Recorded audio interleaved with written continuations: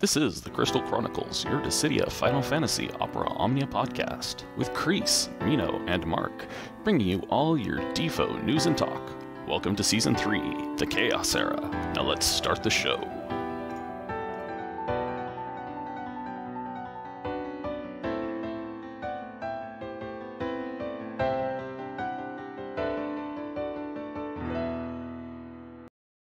Welcome everyone to episode 106 of the Crystal Chronicles, your Dissidia Final Fantasy Opera Omnia podcast. I am Mark, your host, and I am so glad to join you. I'm also joined by my co-hosts. You know them, you love them. First, his name is Mino Spellgood. Mino, how are you doing? I think I'm coming down with something because I woke up from my nap. Oh, I think I'm pretty well rested today. My workload was for once finally really light. I finally this week caught up on my insane work schedule, so I'm having a good time now. I drunk texted Kreese in celebration 2 nights ago, I believe. But now to top it all off, I woke up from my nap before the podcast, and now I have a sore throat. So that's gonna be fun. So if I'm a little low energy today, I'm gonna try to bring it. But I've switched to red wine instead of whiskey tonight for health reasons. Well, I'm also joined by my good friend and yours. His name is Kreese. Kreese, how are you doing tonight? I'm still running high off the energy of winning earlier this week's pole battle against you and Mino, and I'm celebrating for myself by replaying the Xenosaga trilogy, so I'm doing well. Very nice. Very nice. Anthony, thank you for the Twitch Prime sub. We have a lot of our good friends here in chat, so hello, everybody. We're also joined by a special guest, our good friend, Necklord. Necklord, welcome to the show. Can you tell us a little bit about yourself, your Defo journey, and maybe why we decided to have you on this particular evening? Well, hello. I go by Necklord. I'm probably well known on the subreddit and potentially main chord for my large repertoire of Cyan shitposts. And now, with the emerging golden age, I have been invited to spread the Bushido gospel. Well, looks like people in chat recognize you as well. Oh, and speaking of which, I forgot about your Reddit presence. Oh, yeah. Necklord goes his telephone calls on the subreddit, and I remember the first time he made a bunch, like half a dozen at least, I think. Of I lost count. I lost count. yeah, a lot of splicing like Cyan and various characters' heads onto I believe it's Hell's Kitchen, right? Necklord? Oh, that was you? Oh, yeah. Yeah, right. Exactly. Oh, I forgot that was you. I love those. We have to give him credit. And I remember the first one or two, I was like, this is pretty funny and really well done. Like, good Photoshop skills.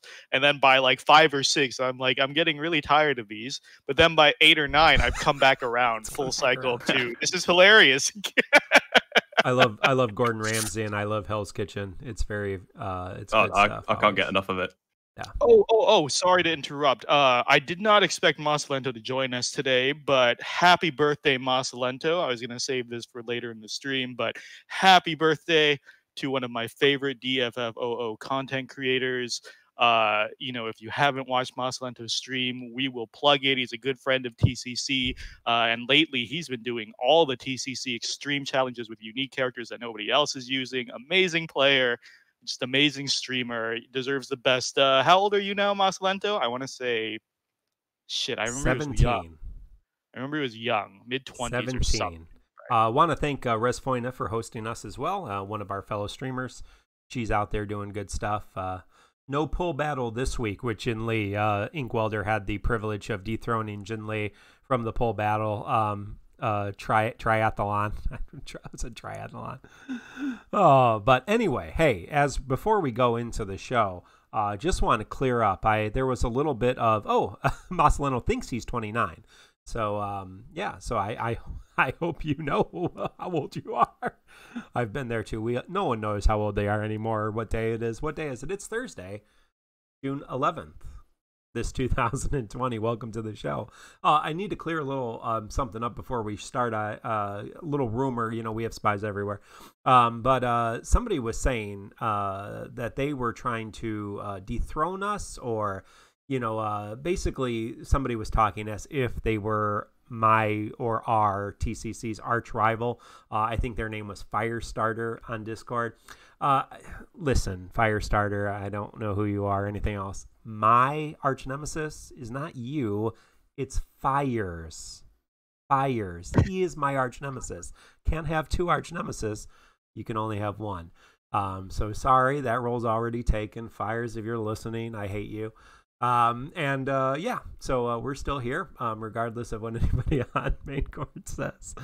No, I kid, I jest. But yeah, go find that person and destroy them. And let's get to the show. So there's some news today to talk about in the world. Mino, don't you have something else you need to mention? Yeah, we got oh yes, right. Yes. Yeah, so last week, for some reason, I'm gonna blame the alcohol as always. I said when we were talking about Arciela Chaos Fight counters, I said Porom Cry chance is 40%. I think I said it like 3 or 4 times. And apparently J Dota was in chat the whole time trying to correct me all 3 or 4 times.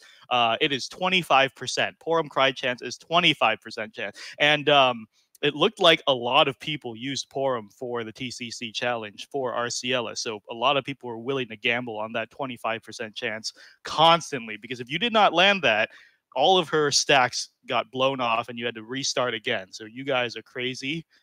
Kudos to that. And we just always want to set the standard to make our corrections on air and public, as we demand from other content creators. So big fuck up by me. I told J Dota, anyone else, corrections, please ping me in chat. Otherwise, I am not reading because I am, you know, vision blurred, etc.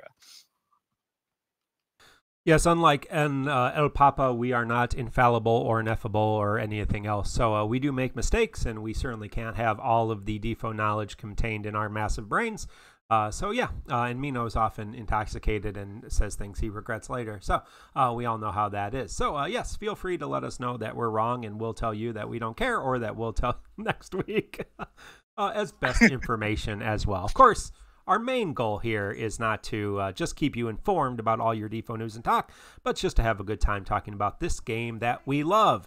So in the news today, there is a new costume bundle, the Paladin Cecil After Years costume, if you've been dying for that, and gems. And Kreese, did you want to talk a little bit about this Chimera Bug in the Chaos, or are we going to save that till the actual fight? I don't actually understand it well, so I'll leave it for Mino, but let's save it until we get to the actual Chaos fight. How about that? Okay. All right, sounds fair. That sounds good. So let's go on to last week's content, which was the Arciela event, Swordmaiden. We talked all about Arciela. And who else was on that banner? Oh, yeah, Prishe. We talked about Prishe, too. But there was a Chaos dropping as we recorded last week. So Mino's going to walk us through the Chaos, and then we'll talk about the actual fight a little bit, and then the TCC Challenge and TCC Challenge X-TREME. So, Mino, do you want to walk us through the Swordmaiden Chaos fight? Sure. Not a terribly complicated fight in terms of complicated mechanics, but it is a difficult fight because of how loaded the bosses are. First wave is 2 Skull Wizards. I think every veteran is tired of Skull Wizards at this point. We all know what they do. Their big gimmick is the Candle in the Wind, where they buff their they battery themselves based on attack and dump the Brave, and that's about an instant kill on almost anybody, because I believe those values can get to well above 10k, around 13k or so. Huh? Were you gonna say something? Oh, okay. And basically, it has a tell. It always brazenly smirks before the big dump. But other than that, very basic. Lots of magic, dark attacks, brave attacks, all attacks. And the HP Candle in the Wind is a physical attack, so Galuf can dodge that, as I have learned watching some of these TCC challenge runs. And then the second wave are our new enemies, Erode Mantises, 2 of them. And basically their great gimmick is that they have these auras and stances they go into, and it seems like they can do this after their turn. They can go into starving ... where they glow with a gray aura. Only one of them can do this at a time, and when they do this, they are prepping for the attack signal stance here. They cleanse themselves. They give themselves 5-frame buffs, and when they go for the big HP attack, and the red aura, which is the attack signal stance, and what that does is I think you're mixing it up a little bit. Thank you, Kreese. If you want. So what's happening is that when they go into their starving stance, they will always follow that up on the next turn with an ability called Gluttony Sickle, which does several things. It dispels all buffs on your party members. It does a guaranteed all brave plus HP attack. It gives them a bunch of frame buffs.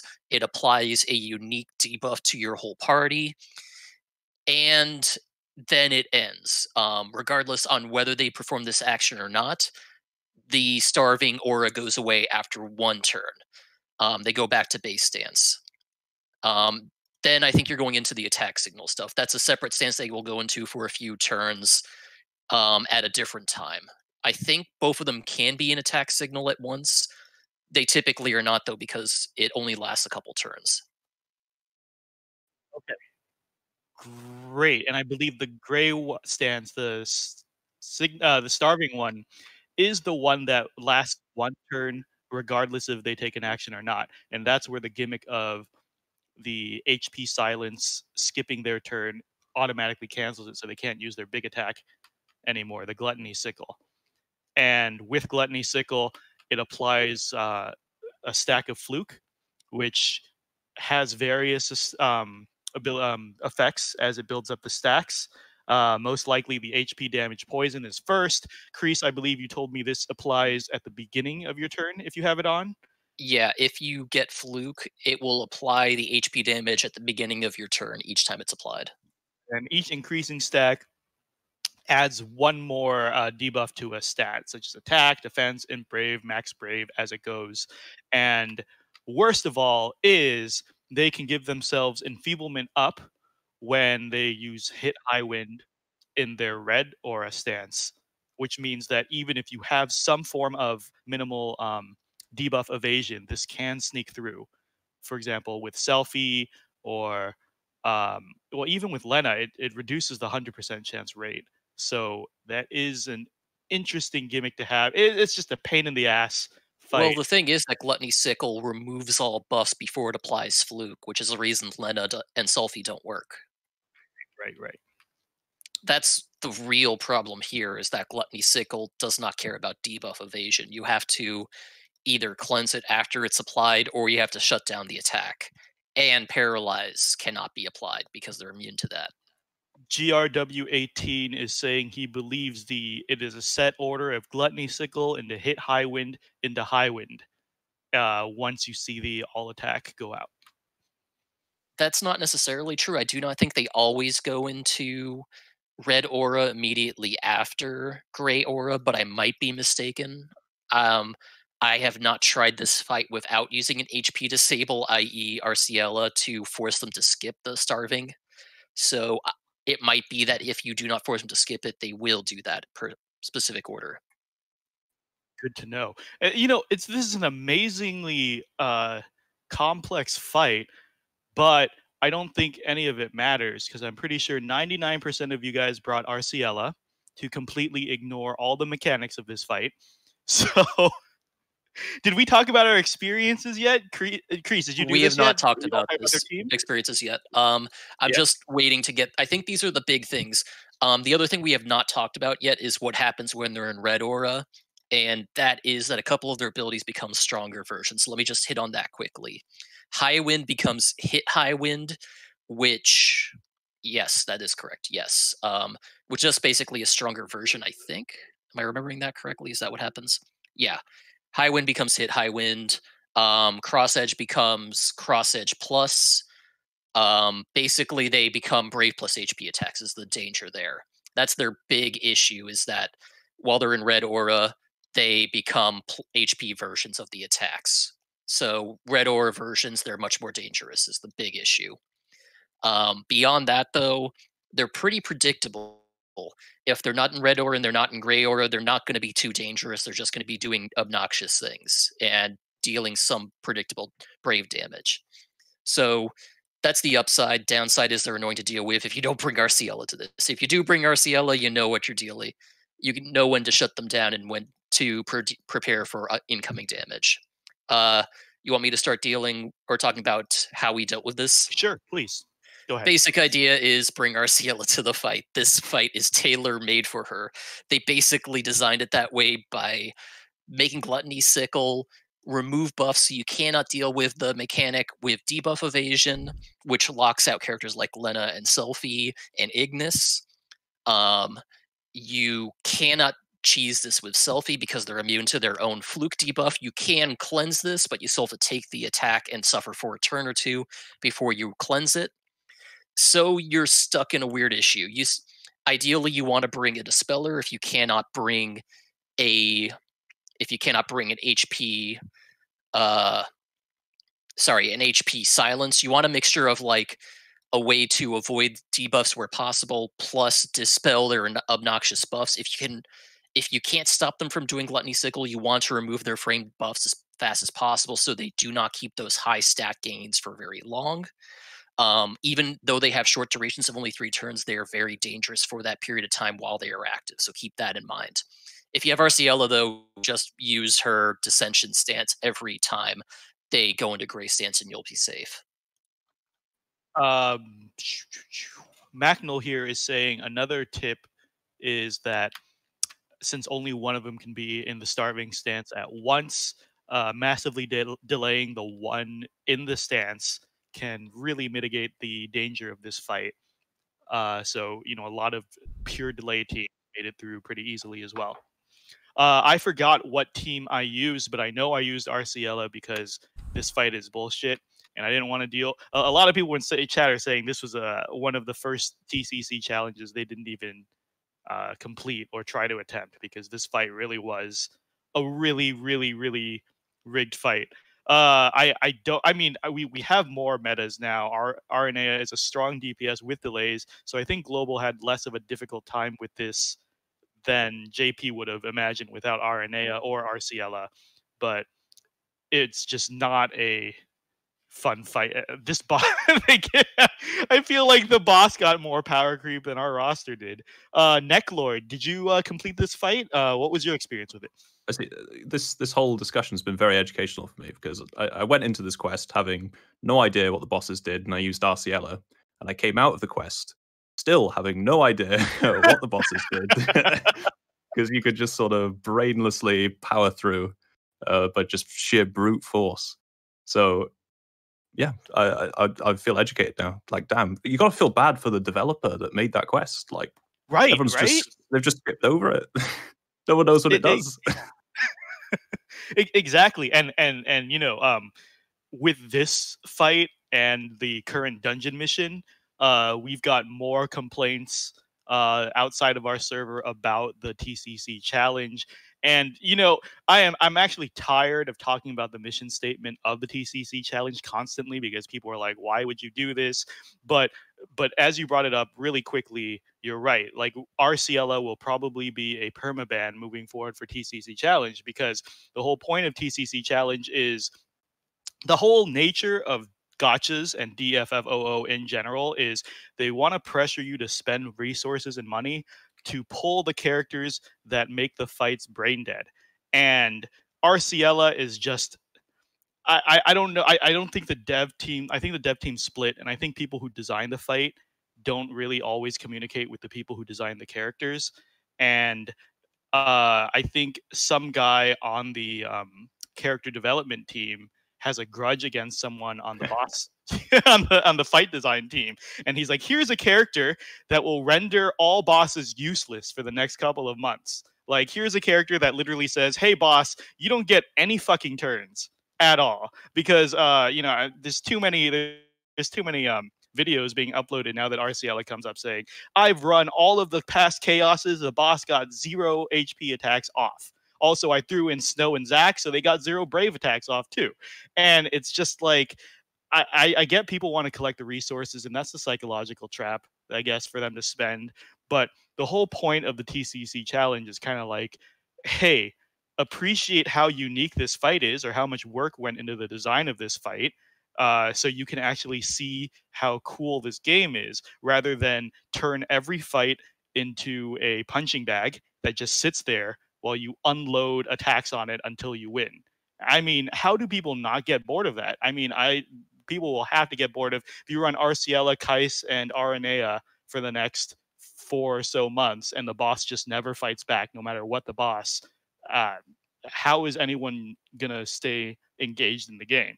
But yeah, I'll also point out that Kefka is going to be getting his rework and realization in the next couple of weeks too, which means we'll have 2 HP silence characters active at once soon, which means you'll have 2 ways to shut down bosses potentially for a while. right.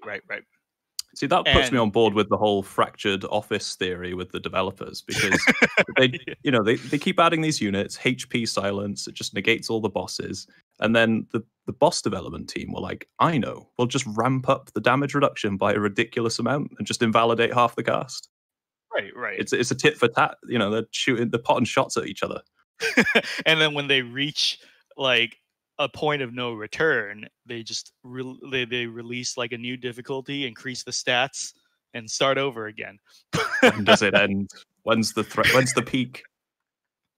Right. And and basically, oh, Mark, are you back? Everything good? Guess not. It's not. Okay. Yes, I am. Since okay. Rinoa is, I'm muted because my family is being very loud right now. No worries. So I used Rinoa because she's synergy and she's my favorite character. But I brought Arciela, so it really didn't matter. And I brought Yuna because why not? I figure who cares? At that point, just bring Arciela. But let's talk about the TCC challenge. So, Kreese, can you go over what we got for the TCC challenge? I put the slide up there, and then Sure. I'll share the winners too. The TCC challenge for this event was the synergy characters, so that is Arciela, Prishe, Rinoa, and Prompto. Along with that, we banned General Leo, Lightning, Zack, Snow, Vayne, Selphie, Aranea. What we decided to do for this was lock out the 2 most popular tanks that could get around the general that didn't rely on AV attacks, because the guaranteed hit thing was a problem for characters like Galuf. And we decided to get rid of all the delayers, so you can't just delay the boss to oblivion. So we shut out Arciela, the HP silence mechanic or gimmick, and we shut out the major delay gimmick. So to get through this by doing the TCC challenge, you could not use major delayers that are common right now, and you could not use HP silence. You had to find another way around the fight. So cleansing or some other way. And we had a lot of creative ways that people got around it. A lot of people like using Jack, for example. A lot of people like using Jack. A lot of people like using Lena. And who else stuck out for you guys among the TCC challenge winners? Anyone else in particular for characters used? Shit, I was following he's in this chat right now. I'm trying to see Axelegs Rara. I can't pronounce the game. You know who you are. Axelegs Rara is what I'm gonna say. And he has been running FF10 teams. Waka Unit Jet. I see his run. And it was beautiful. And I believe he attempted the extreme version with no friend. And I believe he came so close. And I'm sad to see that he did not make it on the extreme list. He did do the regular one, which is already impressive enough. But damn, was I rooting for him for hours on his stream. I believe Macnol was there too. I was really hoping, but impressive plays. He almost slapped X-Death and Caius onto the fight. Or am I thinking of another fight right now? But anyways, either way, his runs are always impressive. Masalento's runs are always impressive too. So always Masalento used Irvine, Waka, and Shadow for his TCC he's been using that team for a bunch of fights. So those two definitely caught my attention. Yeah, I think Hope Jack and Lena were three of the biggest, most used characters. But yeah, Freya had a lot of good showings. Penelo, of course, had several good showings. Sarah, Vanille threw in there. Papalemon is always a good underrated damage dealer. That TCC proof. He's on the TCC tier if you check out my tier list. So I have all the winners up there for the TCC Challenge and TCC Challenge Extreme. Thank you all for playing. Masalento is mentioning that Freya had some presence. She wasn't tip top, but she was there especially for Extreme. Hope, Penelo, and Freya showed up quite a bit there. For the Extreme Challenge, and one thing you'll see as relatively formulaic, I think for the Extreme Challenge going forward, is that we restricted the summons so that you had to use either Chocobo or Mog, and no friend unit along with the ban list from the TCC Challenge. For those wondering why Sylph is not allowed, debuff evasion. Sylph provides some small debuff evasion under certain conditions, and since that could get around this mechanic if you got very, very, very lucky, we decided to just nip that in the bud so you weren't just setting for that guarantee or for that potential luck chance. And if I have missed some of you because you had late entries, just let us know in. I'm trying to keep up with the chat and look as well, but I got to make the screens a little bit earlier in the day. So, yep. But yeah, thank you all, and keep going, keep good. It's a lot of fun. People were asking a little bit earlier, how do you or who are some good players, and check out that call to arms, and go check out a lot of those people. There's just too many to even say because there's a lot of good players in our community, and they are the people who love these TCC challenges and love to push themselves a little bit. One thing I want to say on the TCC challenge before we move on to the new event is, for the haters out there that ask why we make it so restrictive, look at the number of winners we have for this despite how restrictive we made it. Yeah. These people are so creative and so skilled. They're still doing it despite how hard we are trying to make this. Yeah, so blame them. 50, don't blame us. I mean, like 50 people between the regular and extreme version. So that's back a lot. When we just banned Aranea from the Rinoa Lost Chapter and we had 3 runs that met that TCC challenge, it was easy to say, yeah, we're just going to ban one character and that'll be it. Now it's a lot harder, guys. There's just too many characters. So speaking of too many characters, we do have a new event to talk about that just came out 2 nights ago. Mission Dungeon event, Ancient Relic of Prosperity. This brings us 2 banners to pull on, 6 EXs across the 2 banners. So each banner is a triple EX banner. All 6 characters are viable, good characters, but 2 of them got reworks and EX weapons and EX realizations, and those would be Cyan and Fujin. So I think we're going to start with Cyan. Kreese, do you want to tell us what he got in his rework, his EX, and his EX realization?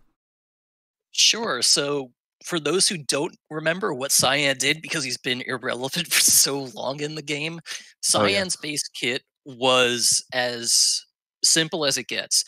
His basic abilities were Concentrate, and when he used them, he got a Concentrate buff, which also transformed his basic abilities into offensive attacks that did damage and also ignored defense. Well, his base kit's still there. It's just been changed and made a lot more efficient and more powerful. So the way it works now is that when he uses Concentrate, they are now instant turn rate. They do not consume a turn use, and they are free skill use. So you do not spend a skill use, a turn, or anything when you use Concentrate now. Cyan just gets his buffs from using Concentrate, and then he goes immediately to his Bushido attacks. He also got a lot more ability uses, so he has a total of 20 ability uses between Bushido Fang and Bushido Dragon. These abilities still work the same general way. They ignore defense, except now they actually have a sizable number of brave hits associated with them. His first skill, Bushido Fang, now has substantial overflow on it, deals 50% splash damage, and will dispel up to 3 buffs if he breaks the target or attacks a broken target. His second skill, Bushido Dragon, is a guaranteed hit along with ignoring defense, provides brave gain after the hit, and also heals him based on damage dealt up to 40% of his max HP. One thing about the concentrates is that he gets a different generic buff depending on which concentrate he uses. So if he uses Concentrate Fang, he gets a speed up, and if he uses Concentrate Dragon, he gets a max brave up buff. The big thing that changed with his kit, that everything's still basic. He got some nice things like he has HP Splash, he now just dispels, but his basic kit didn't change too much. It just became a lot more efficient, a lot stronger. The big thing that changed, however, is his EX is new, Tsubame Gashi. I think I pronounced that correctly. You can let me know in chat if I was wrong, and I'll check in about 10 minutes. It is a slow charging EX, slow minus recast speed base that ignores defense and buff effects. Does single target damage. Once he uses it, he gets a unique buff called Samurai Dignity, and it reverts his base abilities back into their concentrate forms for 1 turn. When he has Samurai Dignity up, he gets access to a Brave Plus and HP Plus that both are basically stronger variants that ignore defense and also have some Brave Overflow associated with them, and he gets some improved stats while Samurai Dignity is up. So what this EX does before anything else goes, and he gets an EX realization, is that it gives him access to a Brave Plus and HP Plus, and it also changes him from being a stance type of character where he has to choose between a speed up and a max brave up to being able to keep up both at the same time. Because what he does is he picks one at the beginning of the fight, and then when he uses his EX, he can now choose the other one and have both generic buffs up at the same time, because he reverts back. And remember, when he reverts back, he gets basically a free use to use this other concentrate. So the basic flow is you start the fight, you use Concentrate Fang or Concentrate Dragon, use abilities until your EX is up, you use your EX, and then after that, you use the other concentrate, the one you didn't use, to get the other generic buff up. And then you could repeat the cycle back and forth as necessary.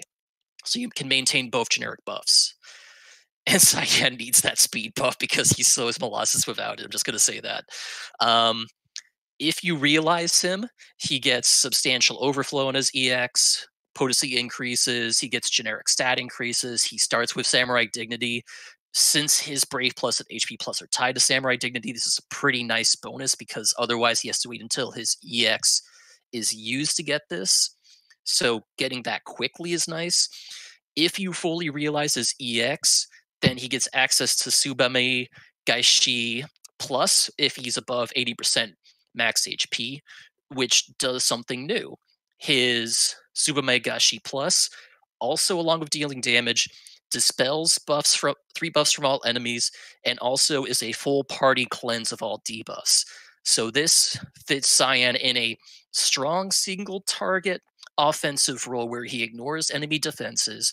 He can do guaranteed hits that ignore evasion or mischance, dispel enemy targets of buffs, and also cleanse his party of debuffs if you can plan it correctly. So he gets some party utility with the dispelling and cleansing, which he did not have before, along with the high single target damage and HP splash he now has. Whew. So that's what he is now. He is pure damage with dispel, self-healing, and cleansing effects. Regretfully, I did not get his EX weapon when pulling on this banner, so I have not had a chance to experiment with him myself. He's generally just a very solid character now. He has some very solid utility he was lacking before.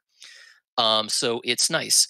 GRW18 in chat is asking, does concentration add to EX charge? Yes, it does. There's no reason not to use concentration because it does not consume an ability use, so you want to use concentration. Just keep that in mind. I think I've said everything I need to say about Cyan, so I am going to let Necklord gush about him now. So Necklord, take it away. Talk about Cyan all you want.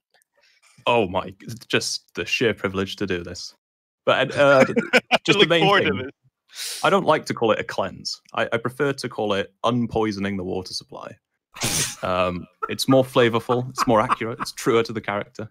But anyway, you pretty much hit the nail on the head, really, for the most part. It's kind of ironic that in his old form, you know, for like a family man, his kit was just quite selfish, wasn't it? I mean, you look at the whole daddy thing with Saz. Got buffs. He's a great team player. Fits really well. And then Cyan just jumps at people. Like that was his shtick. Didn't even HP attack. Just 2 hit braves. But now we have a real character. and the Dispel and the Asuna, it's solid utility, really. I've been running it in the mission dungeon. His output is solid enough. I wouldn't say it's high enough to be of the sort of primary output on a team, but it's great to supplement. And the defense ignore, just that mechanic alone, although it's going to be short-lived thanks to Brave Reduction, he generally can pack a punch without much aura support or buff support, just on his own. So it allows him to slot into teams quite well.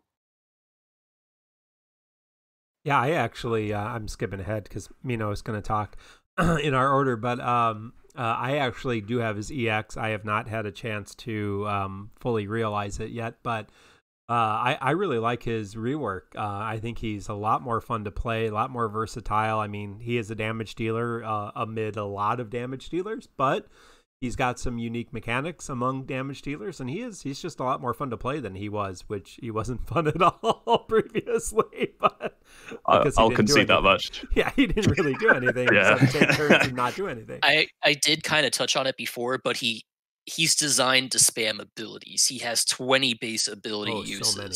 Yeah. And his EX is slow recharging, that he kind of wants to spam them to recharge his EX as fast as possible. Yeah. I was waiting all week for that, Necklord. You did not disappoint. It's my job to be the critical one, and then I will pass it back to you for rebuttal, because I'm sure you will have some. And I also have some questions for you for someone who's been using him practically, because I don't think any of us co-hosts have him 3-3'd, unfortunately. Fair. So, well, chat's asking a lot of questions. A lot of these Necklord can answer, but let me get to the downsides of Cyan. First of all, agreed with all the co-hosts. This is a marked improvement upon his past iteration. Specifically, he has a lot of good niches. First of all, to be a constant dispeller, and he can be your main dispeller in any fight, and to be a party cleanser, that is unique. I believe the only person that came close to this was Balthier, but he can only cleanse himself, not his party members. Cyan is a full cleanse on the party, which is amazing, and constantly dispels with regular skills, as well as his EX, making him solid as hell, because some of these other dispellers can't even dispel on demand. The second thing is, I believe, correct me if I'm wrong, co-host, that he is the only melee dispeller and cleanser, which really carves a niche out for him. Well, really I have a melee dispeller. A full one, right? Not with like spheres applied on and Faris is melee and ranged, right? No, she's ranged primarily for her dispels. Except for she has a melee attack, but her ranged attack is her dispel, or her dispel is ranged attack. Cannon fire is ranged. It looks like Lion is melee. Lion is melee for one of her skills, I believe. The snake attack. I know. Yeah, Cloud with his World of Illusion weapon is ranged and melee. Yeah, all these mixed damages. Guys, stop. Cyan is yours. Locke can only dispel on his additional ability. I'm not counting. Just let Cyan have his thing. But yes, I know, guys. Cyan is the best melee dispeller. We can definitely say that. The second thing, definitely high on the list of good dispellers. Yeah. Lion is all three apparently. S1 melee, S2 range, EX magic, because her kit's dumb. Yeah, you know what? Talking about what Necrolord was saying earlier about like the dev teams not talking to each other, I feel like there's like they did this in FF14 where they have different teams designing different fights. I feel like they have different teams designing different characters. Someone is clearly doing all the FF11 characters and making them insanely convoluted. And then somebody else is, saying, oh, yeah, you have one character saying we need Sabin to build and spend stacks. And then you have another with Onion Knight saying, give him all his stacks at once and then just have him go full blast. Like, there's a lot of like. Wait, do you think that's how the dev team works? There's like one dev per each game, and that's why Like the dev who it does Final Fantasy X just doesn't show up to work, and so that's why they all suck. And the dev who's like Final Fantasy 15's really, really into it, and that's why everybody's so broken in Final Fantasy 15. Okay, yeah, that makes sense. So I don't think it's per game, but what FF14 does is they literally said they have like they used to have, when the team was smaller, they used to have 2 teams for fight designs, and they would take turns and alternate between expansions and fights released. So they're like, that's why there's a different feel to every other fight. And I feel like has to be different teams working on characters in DFFOO, except somebody really likes those MMO characters. And I feel like FF11, FF14, there's a lot of effort that goes into these kits, and it's cool, but there's also somebody else contradicting. Like all the MMO characters are what, like tempo characters, a lot of complications, loaded ass kits like Arciela, and then you have like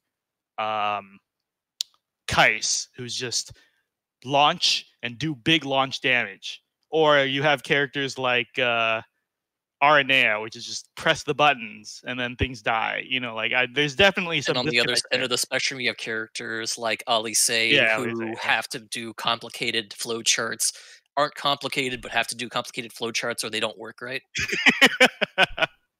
But anyways, going back to there's a lot of good jokes about Final Fantasy Tactics, the dev who has that franchise. But, so yeah, let's go back to Cyan.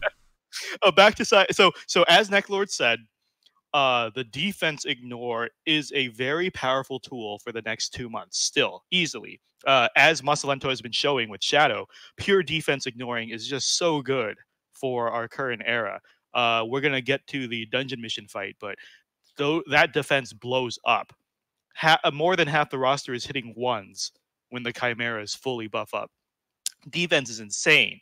Like I was running somebody who was hitting 1s. I forgot who it was, but then you look at Shadow and he's still dealing max damage all the way across. Cyan was made for this fight. I feel like even though Fujin is the one with the new, oh no, they both had the new EXs. Yeah, I feel like this event was tailored to Cyan. And defense ignore is still an extremely powerful tool until brave damage reduction. The problem is Cyan is, as Necklord said, even in this current era, he's built for consistency. His damage will always be the same as what it is, but he is not like an amazing damage dealer because he's built around the defense ignoring. They expect him to do that damage no matter what. And because of that, his damage is not like top tier damage, which unfortunately, when brave damage reduction comes, he gets shut down again. And as Necklord said, this is probably a ongoing feud with the dev teams. You know, like clearly they're like, oh, you want to throw all these defense ignoring characters at us? Then we're gonna just shut out defense and start reducing brave damage done, clearly. But honestly, very solid for the next month and a half, 2 months. Very fun character. And let's be honest, just a good character to have in your team that can dispel and cleanse. It's just great all around. And people are asking in chat about the EX recharge, even though it says slightly slow or whatever. Guys, you can't trust these values. They're total bullshit. I don't know why Square Enix even gives them anymore. Cyan slow as molasses. Yeah, because the recharge rate is dependent on the character's speed. And even though it says slightly slow, Cyan is slow. And so his EX is actually up every 2 skill uses. If you do the EX, it cleanses the concentrate. So you hit concentrate for the free turn, do 2 abilities, the EX is up again. So every EX is basically 2 to 3 ability casts. Ignore what the fuck the recharge speed says. It's tailored per character. It's based on the character's base speed. But all of them end up being 2 to 3 casts for a recharge. Necklord, you used Cyan, right? Is this yes, what you find to be true? Of course. Like, what is that even a question? is it 2 ability uses basically? Is that accurate? Generally, yes. If you ramp your speed up, you'll probably need another HP plus. Okay, or else you're going to get the awkward, like just filled but not ready X charge, which is awful to look at. Yeah. And at the very least, this gives Cyan a niche moving forward into the next eras. He has established himself as the melee cleanser dispeller. So that's actually an insanely useful tool moving forward. Who knows? In Lufania, that might be extremely critical. He could come back again. And the last thing to touch upon is his longevity, as all the co-hosts have been saying. That's a lot of ability casts. He has staying power like crazy. But he does have 3 additional ability uses too, which are just Brave plus HP dumps that give him increased overflow and ignore defense too. So he does have that if he needs to Brave shave multiple targets for some reason or another. It's not huge. It's nice that he has 3 of them, and it can help in a pinch. So never forget about that. The 3 is nice. The overflow that you get from it is plus 20%, I believe. Cyan loves overflow because he's just hitting so hard right now. It's 20%, yeah, when fully awakened. Right. And the last thing I'll say before handing off is great unit for now. Will probably get benched when the Brave damage reduction comes, but so will so many others. So he's when does not the Brave really... damage reduction come? Alexander. So, very solid, nothing really bad to say. But Necklord, I wanted to ask you, first of all, any rebuttals? And secondly, what spheres and allies do you recommend? Because I know you have a fully sphered Cyan. I know you looked into this. The ultimate unit, yes. So please, share your wisdom. I wouldn't really rebut anything you've said, to be honest. I think it was fair. There are some weaknesses lingering. I'm not some full-on acolyte. I won't just say he's perfect. I mean, half of the whole shitpost saga was talking about how bad he was. So, yeah, for spheres generally, I'm trying to stretch beyond the Brave damage reduction era, and so I've powered him with 3 spheres that boost his raw Brave damage. And my hope is that this will counterbalance some of the reduction to the point where I can use him. I may find myself sorely disappointed when that time comes around. I hope not, but we shall see. He's currently capping pretty much all the time, with or without auras, so it's doing some work, right now at least. So it would be the Leo Sphere. Yes, it's just been asked in the chat. It'd be the Leo Sphere, which is for single target. Thankfully, all of Cyan's kit is single target, so you procs all the time. Vayne is, if they're broken, it's plus 10%, which doesn't activate all the time, but you generally are attacking broken bosses a lot of the time. And then the third one is Gao, which requires you to be at full HP. And given Cyan has a bit of self-sustain with Bushido Dragon, and a lot of his kit centers around being healthy with the Tsubame Gaishi plus. It just fits in very well. Well, as the resident sphere expert, I think those sound like great choices. Thank you. I'm blessed. I love it. All right. Are we ready to move on to Fujin? Yes. Just one more thing. There's one more thing before we move on. To sell people a bit more on Cyan, he's also one of the most immersive characters in the game. And the reason for that is, people may scoff. He has to spend a whole turn just standing there thinking about what to do when he concentrates. But when you find that you've used your X and you're back into the concentrate mode, you have to do a bit of thinking. Because you're like, which stance did I go into? Like, do I get the speed or the max brave? You have to tap and hold to check which buff is expiring the soonest. So you're doing the thinking for then Cyan to do the concentrate thinking. It works. It's pure poetry. It's great design, and bravo to the dev that did it. There was a lot of time and love put into Cyan's rework. Well, different devs, right? Yes. Probably different devs from the different eras. How could you fuck up Cyan? We fired some guy. It's like, oh, we cannot have him back here. Let's get somebody else in. See if we can deal with this mess.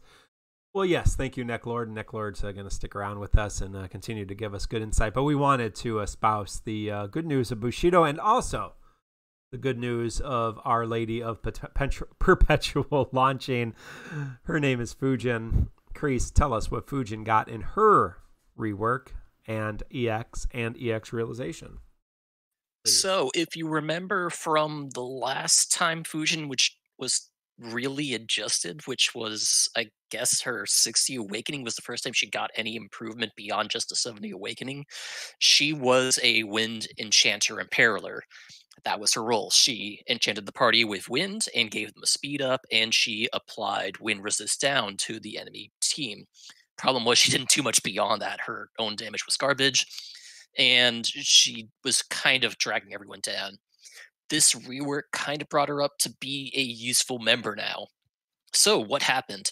Her first ability, Metsu, is a high turn rate ability that does AoE Brave plus HP damage when Fujin is in her wind mode, which she activates when she uses her second ability, Sai, or when she uses her her new EX ability, Tai. Um, it gets increased overflow and becomes a wind element attack. And Metsu applies speed up along with a new unique buff to herself called Silent Wind. Silent Wind replaces her generic wind party enchant and also provides a party attack enchant, party attack up and brave regen to the party. So that's the new improvement there. Her second ability, Sai, is a single target brave plus HP melee attack. That's wind element, does HP splash damage, does overflow, more overflow when she's in wind mode, and applies wind resist down to all targets. So now you can see how she does the Imperial Enchant thing. Her second ability does the Imperial status for wind, and both her abilities do the enchant. Instead of it being a generic buff on everyone, she applies it specifically to herself. Along with that, she has a new EX ability that can also apply wind mode to herself. It's an AoE Brave plus HP attack that does full HP damage to the whole party, puts her back in wind mode if she needs to, and applies a new wind debuff to enemy targets called Wind Slash. The way Wind Slash works is that at the end of the enemy's turn, they take brave damage and also deals some chase unit damage to them, which means it makes them more closer to being able to be launched at the end of their turns.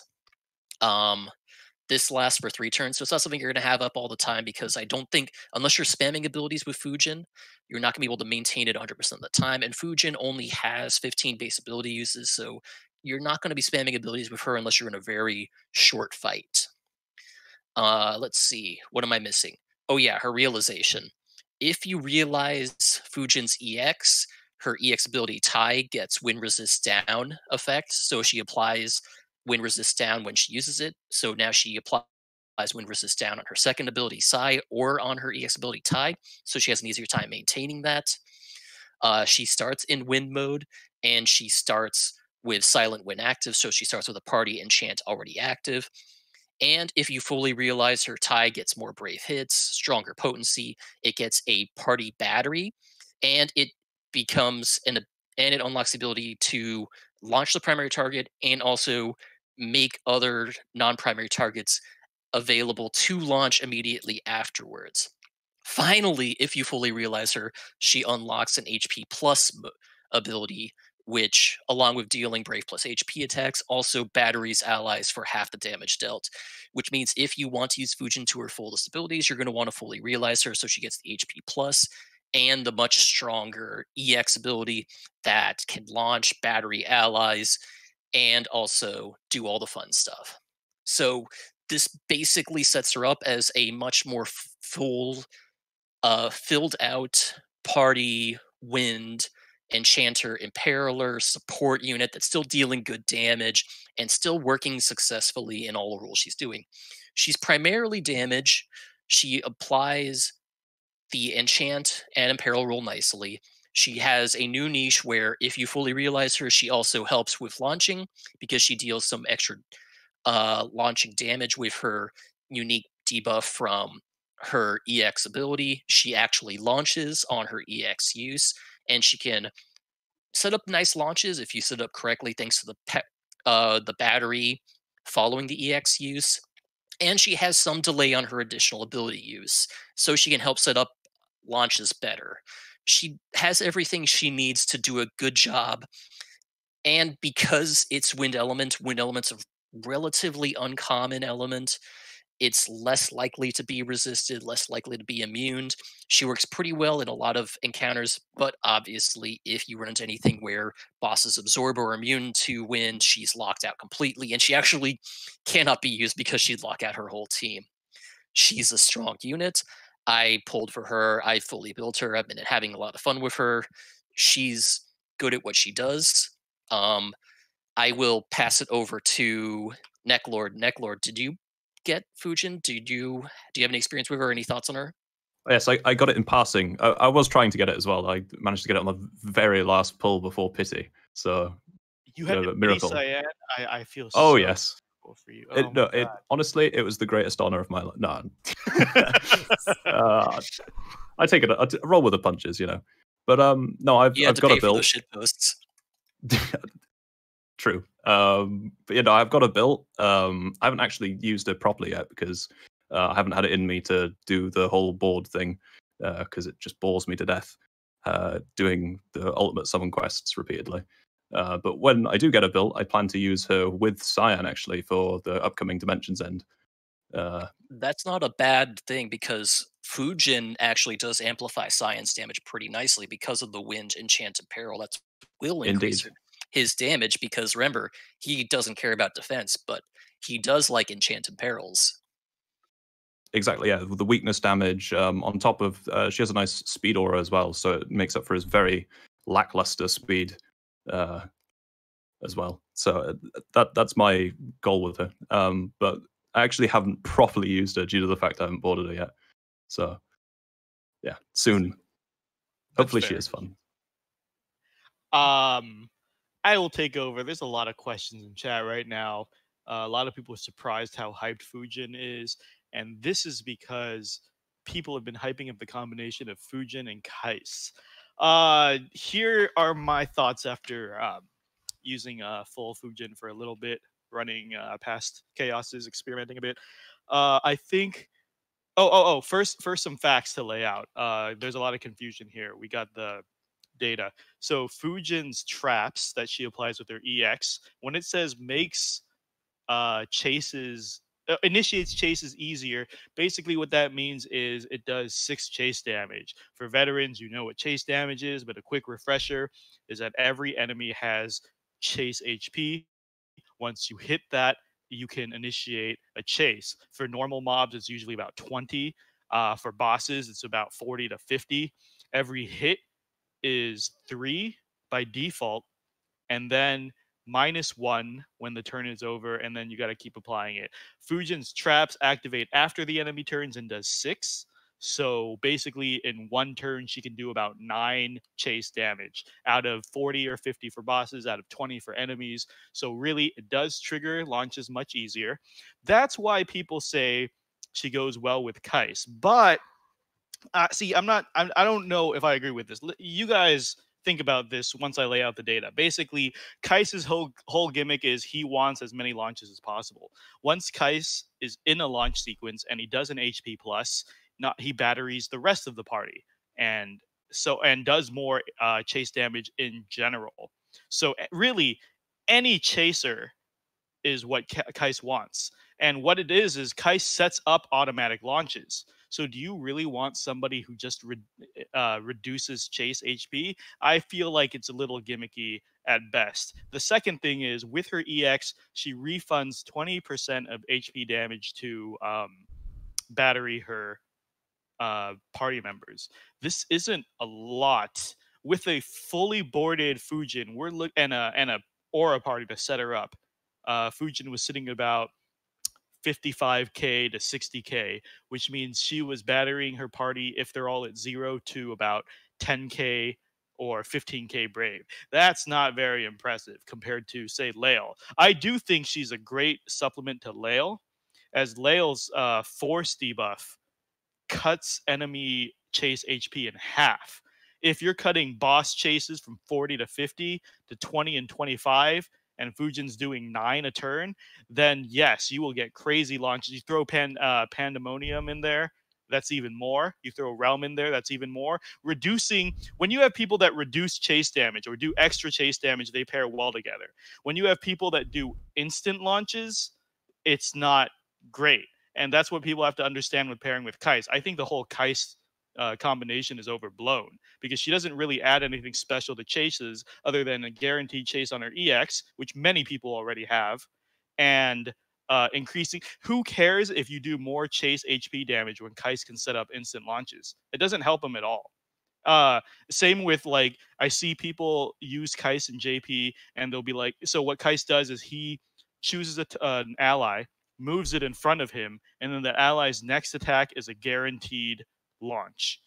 But people don't use it correctly because they will load him up with launchers, and then he will swap places with that launcher, and then they will use a launch attack. That is the wrong way to use the attack, the Kais. And I mean, that just speaks to how broken Kais is, as we'll get to later this month, because people can use him completely wrong and still clear content. But what is it is let's take Kais and Cecil, for example.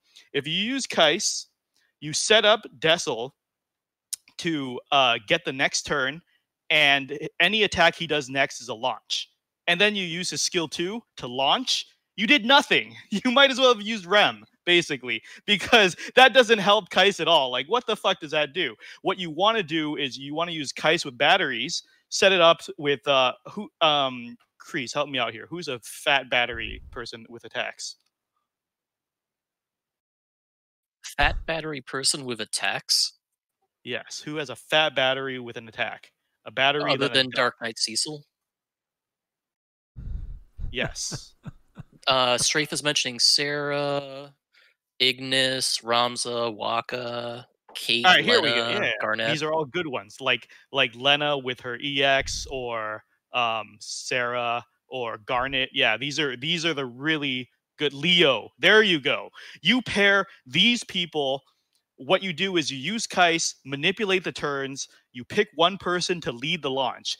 The next attack, no matter what he does, is a launch. And then you position it so you get your full party in. So let's say you use Sarah, you use skill 2. She will skill 2, battery the party to full, and then you get a full launch. That is how you use Kais. A lot of people, people play JP, they can't read the language. I don't blame them. They don't know how the game works. If you put Kais in a full launcher, you're doing nothing. You might as well use Rem. Kais is only there to do more chase HP. But that's why I really disagree with the Fujin and Kais combination, because she's not a huge battery.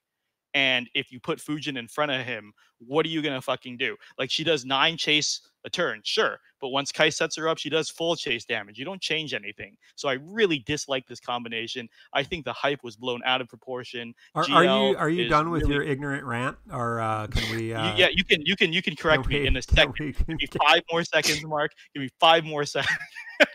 But I'm just saying, this setup, I think, is very ignorant. I'm going to use Mark's words. But... I'm also curious why we're talking about Kais this week. But what I do like about Fujin, first of all, is, as Kreese said, the Wind Enchant in Peril. There's many Enchanter in Peril. There's coming up. We've got about 4 on the docket. You've got Garnet coming up, Raijin, Rydia as well, all with Fujin. Fujin is the only one that does Wind. Wind is a rare element. Raijin and Garnet do Thunder, and Rydia does... water, I believe, and then Garnet also does water. They dip into more common elements. Wind is something nobody else will do. There's no other wind enchanter. If you ever come up against a fight that's wind weak, Fujin's great. Very few fights absorb wind. We did the legwork. There was this rumor in JP that after Raijin and Garnet come out, there are a slew of wind-absorbed fights to shut out Fujin, so you use the new enchanters. Black Cloud did the legwork. It is only 3 fights in the next 4+ months that Fujin is completely shut out of. So as an enchanter, she is solid. As an enchanter, there are very few people who will absorb her element and completely lock her out. Whereas with people like Raijin and Garnet, with lightning, with thunder, there's a lot of people who naturally do a lot of thunder damage and don't necessarily need the enchant. If you come across a thunder weak boss, you can bring like lightning and dash, and there's a bunch of people. Whereas wind is very unique. Wind is one of the rarest elements in our roster, and enchanting and imperiling wind is very valuable in my opinion. So that's why it's good, and I do think she is good for launch comps if you really want an enchanter imperiler and a launch comp. But damage on her own, I don't think is anything special, and I think the Kais pairing is overhyped. And now, Mark, please, what is your Well, rebuttal? I think Mino's been drinking the Kool-Aid from all the other content creators who didn't even mention the Kais Fujin meta team. Yeah, everything Mino said was wrong, and you shouldn't listen to him ever again. No.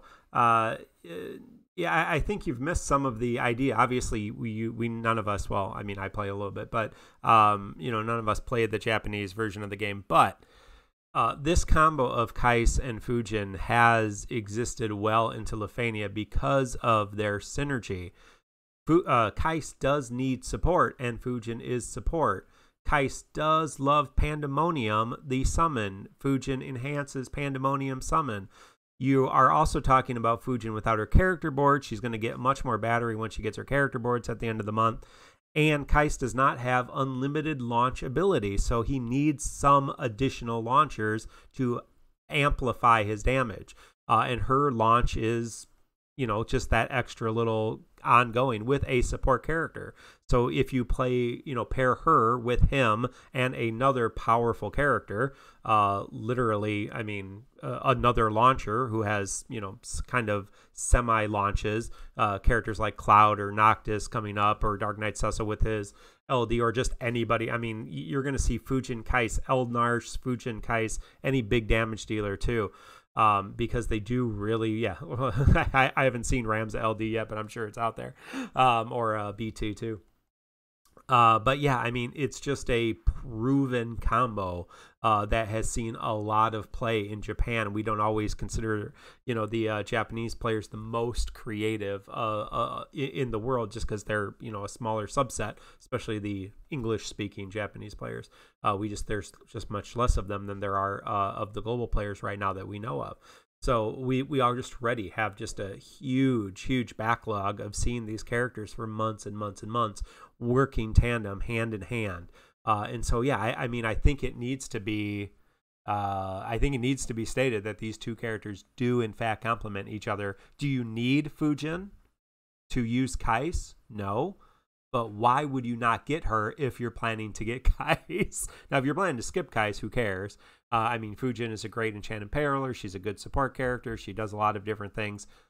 But she does, in fact, work quite well with him. And we'll talk more about Kais when we get to Kais. But, yeah, I think just saying that she's a good enchanted parallel, just saying that she's just a better version of Lulu, completely underrates how powerful she is. And yeah, she's going to be a good pairing with characters like Zidane coming out or any other launcher as well. But yeah, I mean, there's a considerable body of evidence that these two do work really well together, because Keese is not a one-man army. He cannot do things by himself. He needs teammates that are going to support him, and this is a teammate who is paired to do everything he needs to do to support him with auras, to support him with Imperil Enchant, to support him with additional launching, to support him by splashing chase damage so that other characters can take the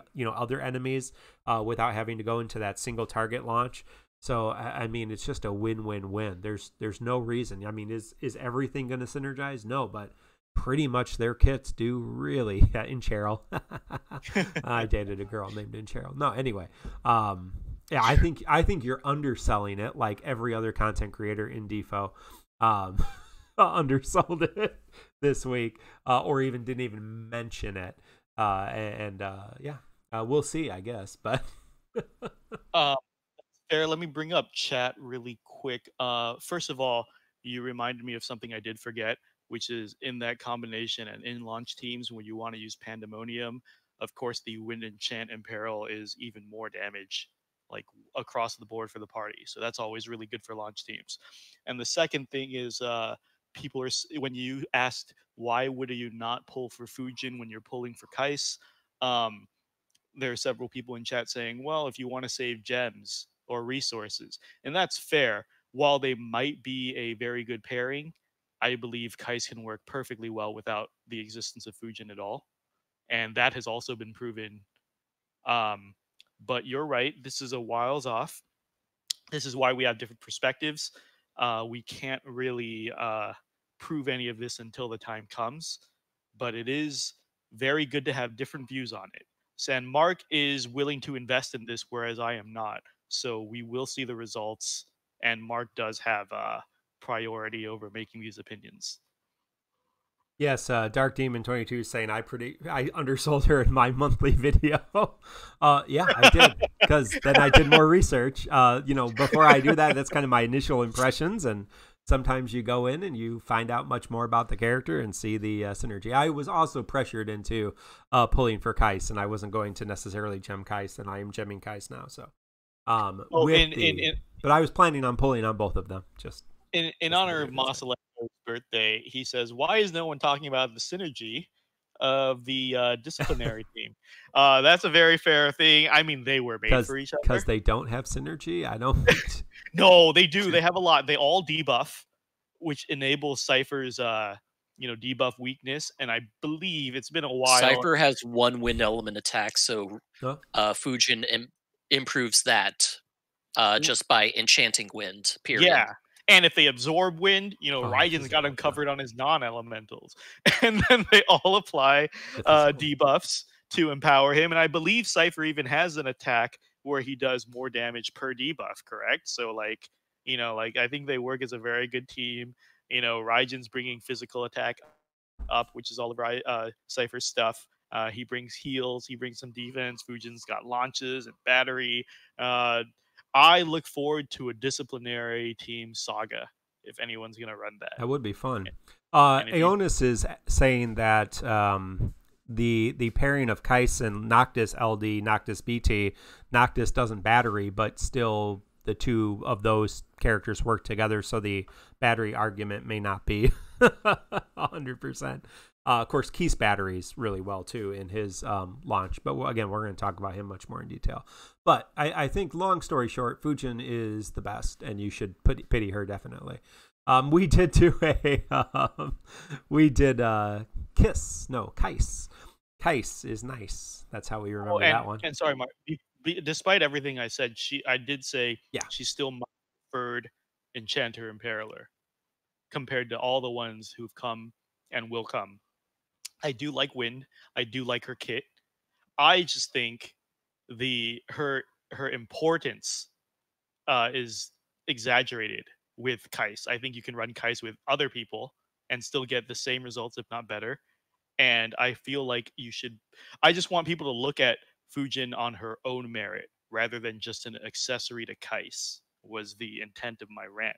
Because I really do like Fujin, but I don't want her to be sold as just a Kais add-on DLC, Red is saying the speed down, speed up combo too between the two of them, between Kais and Fujin. I think a couple of people mentioned that as well. So, so other options for the two of them to work together. But all three of us. I know there's some speed purists around in TCC. I know A-Man does not like any manipulation of the speed stat. Speed up is bad. So that could be a good or a bad thing, depending on how you look at it. Masalino is asking, what is speed up bad? Makes It's a 30% speed up buff. Yeah, it's significant, yeah. As speed up buffs go. So 30%. It's less than Cyan's. I think it's about what Penello's is. I don't remember what Penello's generic speed up is. Yeah. We did all pull on this. We had a little off camera pull battle, Mino, Kreese, and I. And Mino and I both lost to Kreese, who got Fujin's EX before we did.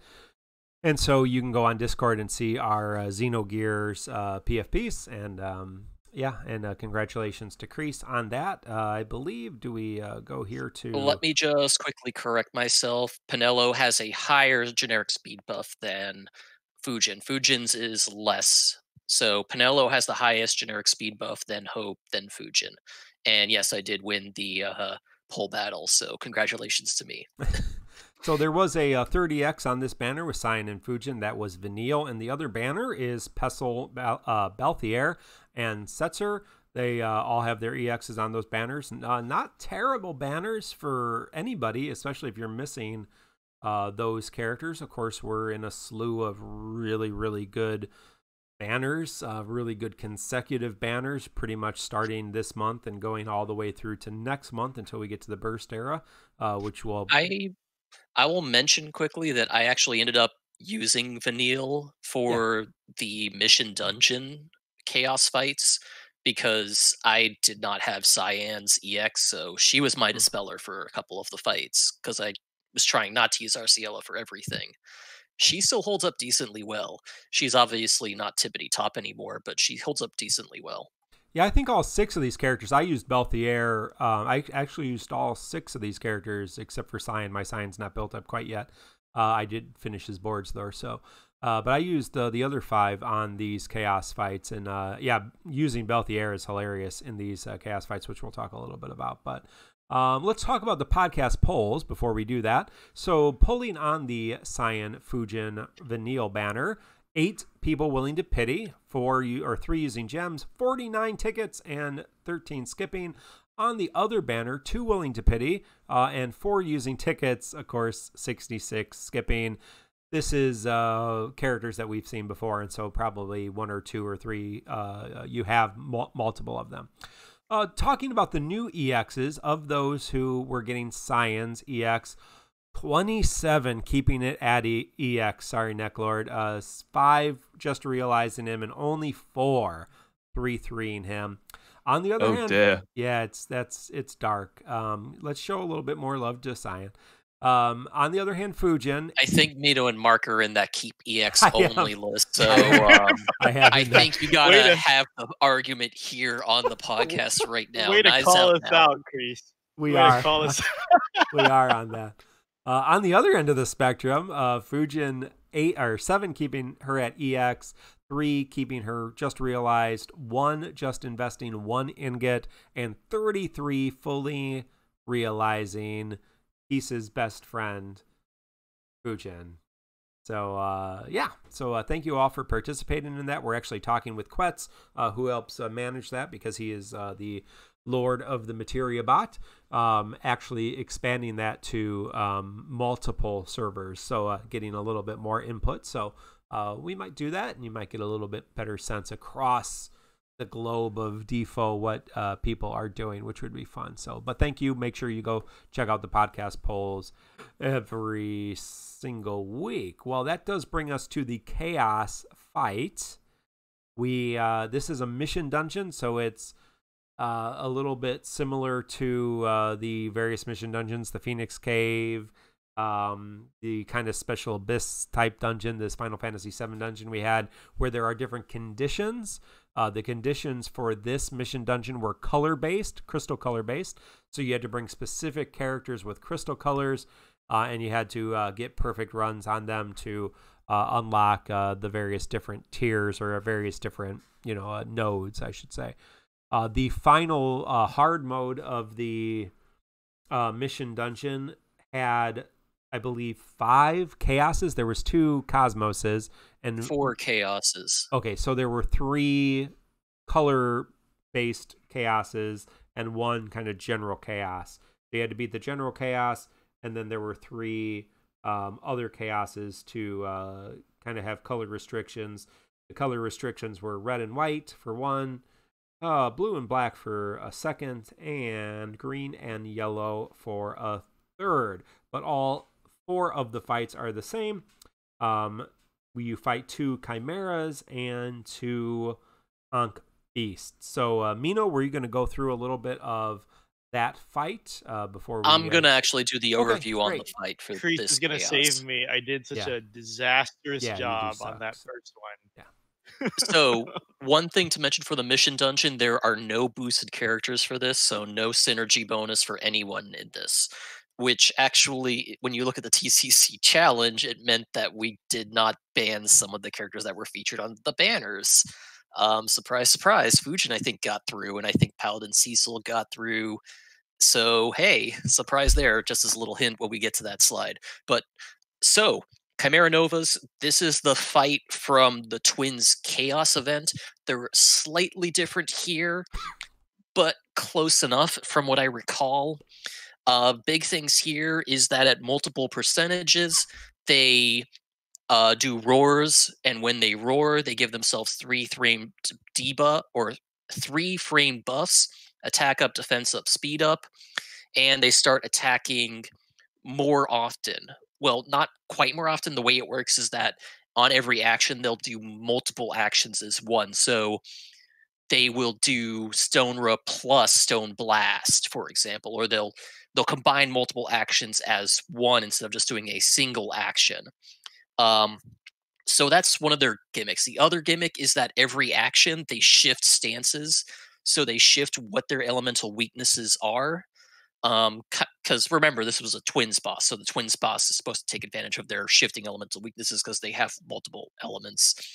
It doesn't really factor in too much because they don't have high elemental resistances here. They just have elemental weaknesses, and they're always weak to fire here, period, no matter what else they shift to.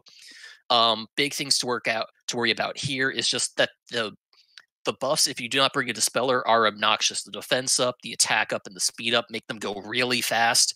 They will take a lot of turns, and if you do not have a tank to soak those attacks, they can build up a lot of Brave very quickly, and then dump that Brave in HP attacks that can kill you, and just as quickly if you're not ready.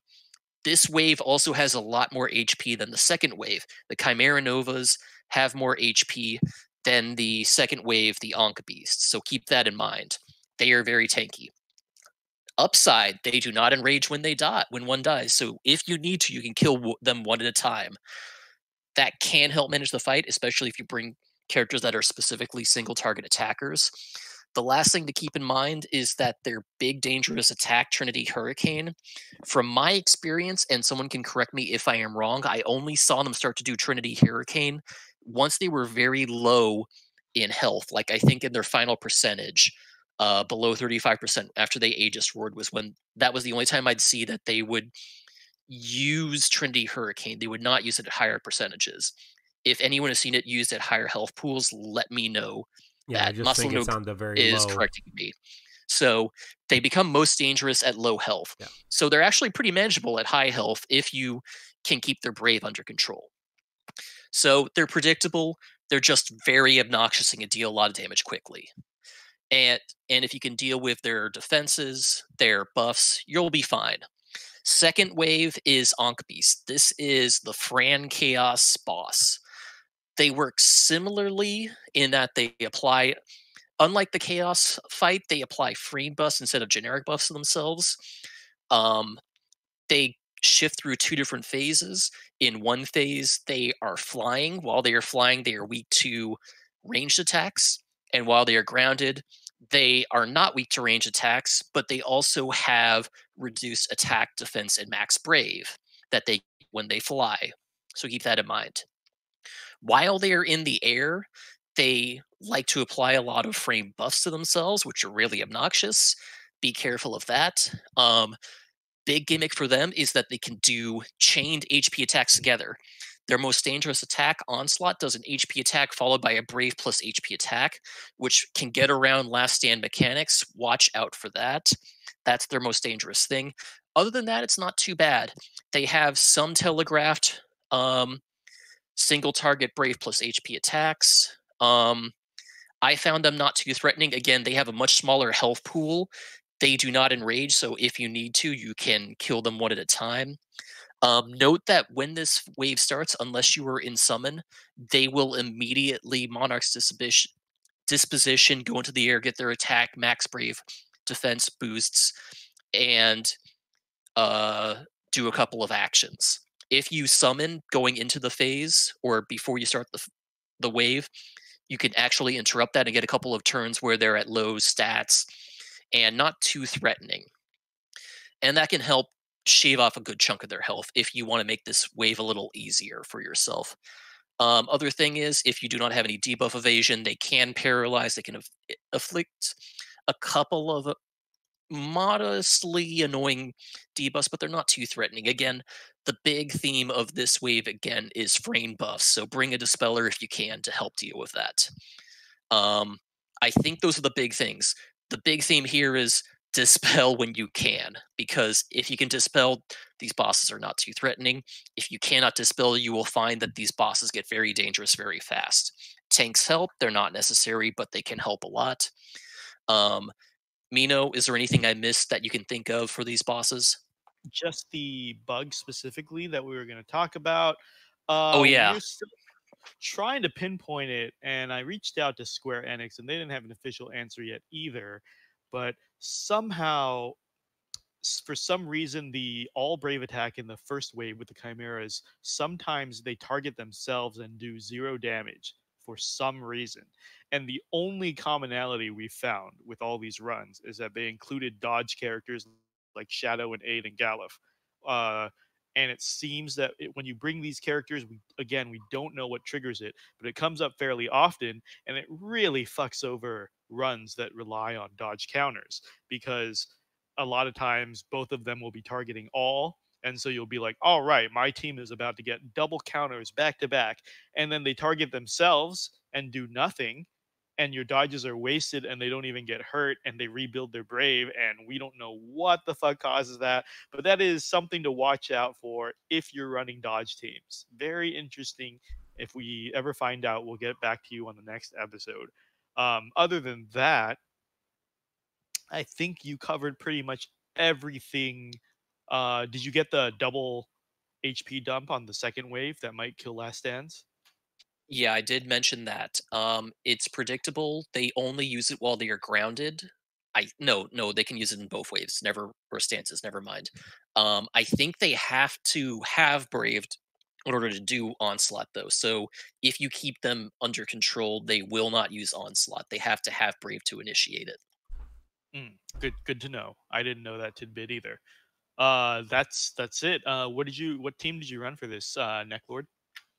Oh, well, naturally, Cyan. And I'll throw a tip out there for anyone also using Cyan in this quest. The Chimeras in particular, they grant themselves buffs at a health threshold. So I think it's 80% and 50, and then another value.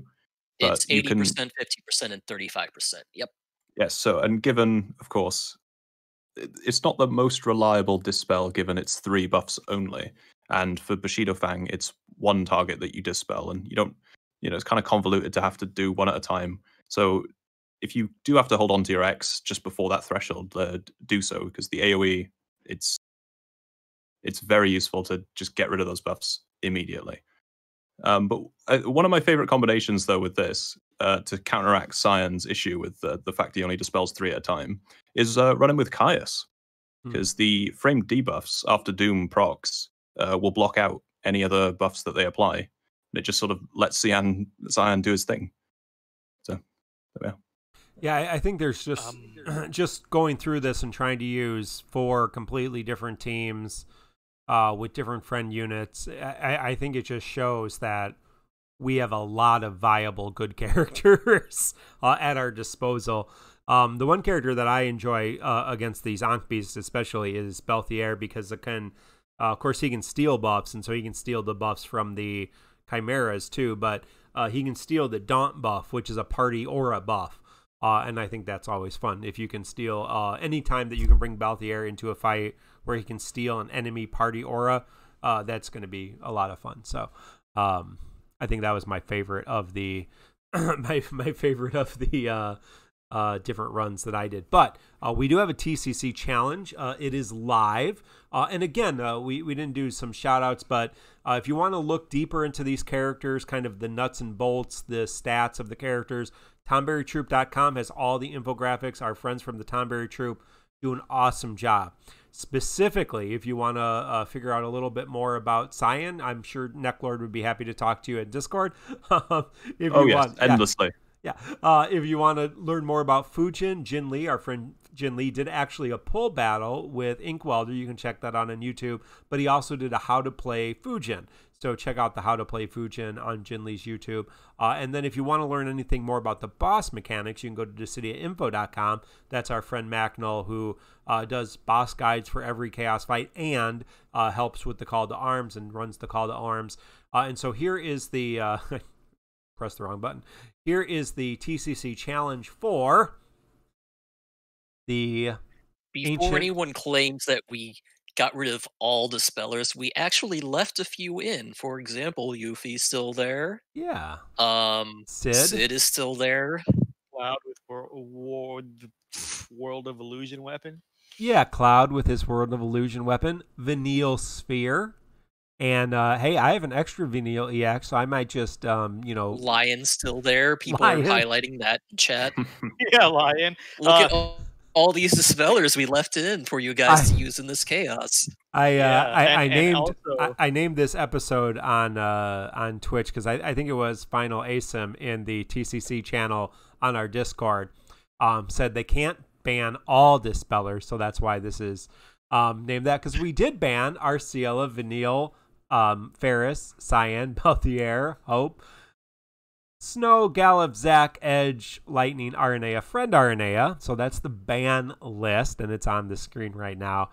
So we did ban the 5 biggest dispellers, but Yuffie, Sid, Lion, Cloud with World of Illusion weapon, Vayne with Vanille Sphere, Lightning, and Lightning's banned. So not Lightning with Vanille Sphere, not Aranea, but so all those with Vayne with her sphere, and then the 4 big tanks with Edge that can kind of negate this fight. So if you're looking for strategies for how to beat this fight, these 12 characters are real good options.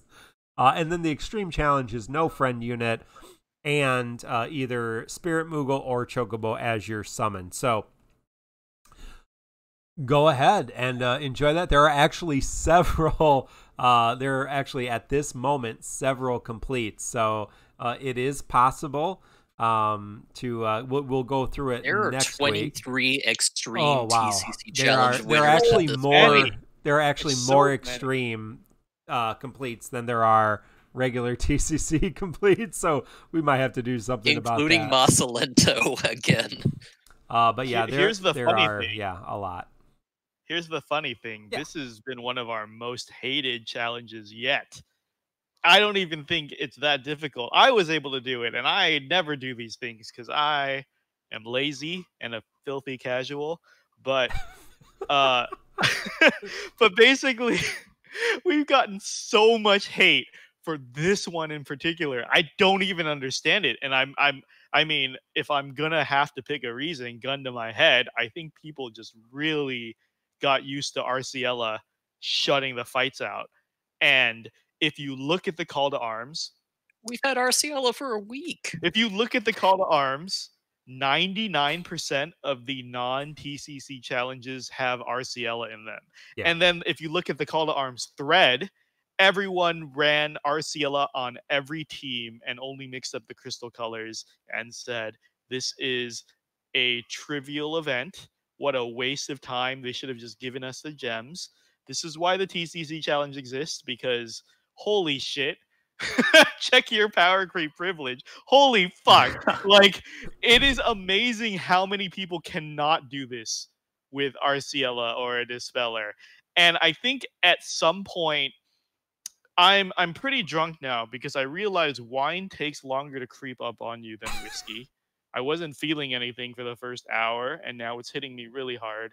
So let me be candid and say I feel like we're doing people a favor, because if you can't do this shit without a Dispeller Arciela, you are going to rage quit the game when Lufania comes. Holy shit, are people going to be mad when challenge quests drop on global and say you can only use these characters and not your meta characters. Holy shit, are people going to be mad when a Lufania comes and forces you to use either like certain element types of damage or launches or delays to cancel the mechanic? Like, this is training, guys. If you want to coast on easy street and then suddenly hit the new power creep and not be able to play the game at all, holy fuck.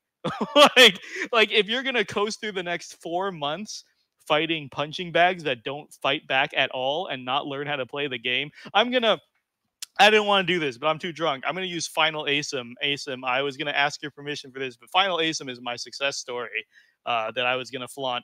Final ASIM, sorry, you can yell at me after the podcast if this is too much, but I remember when Final ASIM first played this game as a JP player back in the day during the Cosmos era.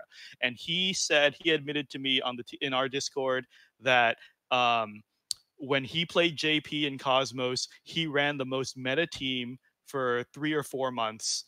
He ran, I believe, Noctis, Pain, and Warrior of Light. And he breezed through everything, and he made a Reddit post about how easy the game is if you only pull meta. And then Chaos came. Late Cosmos, I think, right? Yeah. Yeah. So Final ASIM is saying in chat it's okay to share his story, and he admits that he did this. He made a Reddit post and everything, and he said, game's easy. Then Chaos came, and it stomped his face in, and he got really upset, and he rage quit the game. He had a stream where he just spent all his gems and deleted his account. And then later on, he came back to Global and had a new approach to the game and wanted to take it more seriously. He started the TCC challenges, and all of a sudden, he was respecting the game, the design, the content, and he said in our Discord he thanked the TCC challenge because it really made him appreciate the game and stick around, because there's a lot of people who will pull for the meta and trivialize the game, get bored of the game and leave, or whenever the new power creep comes, it's too much for them and they leave. And Final ASIM said the TCC challenge really highlighted the game for him. He enjoys it more than ever, actually learning how character kits work, how bosses work, like figuring out the puzzle, and he's become a much stronger player for it.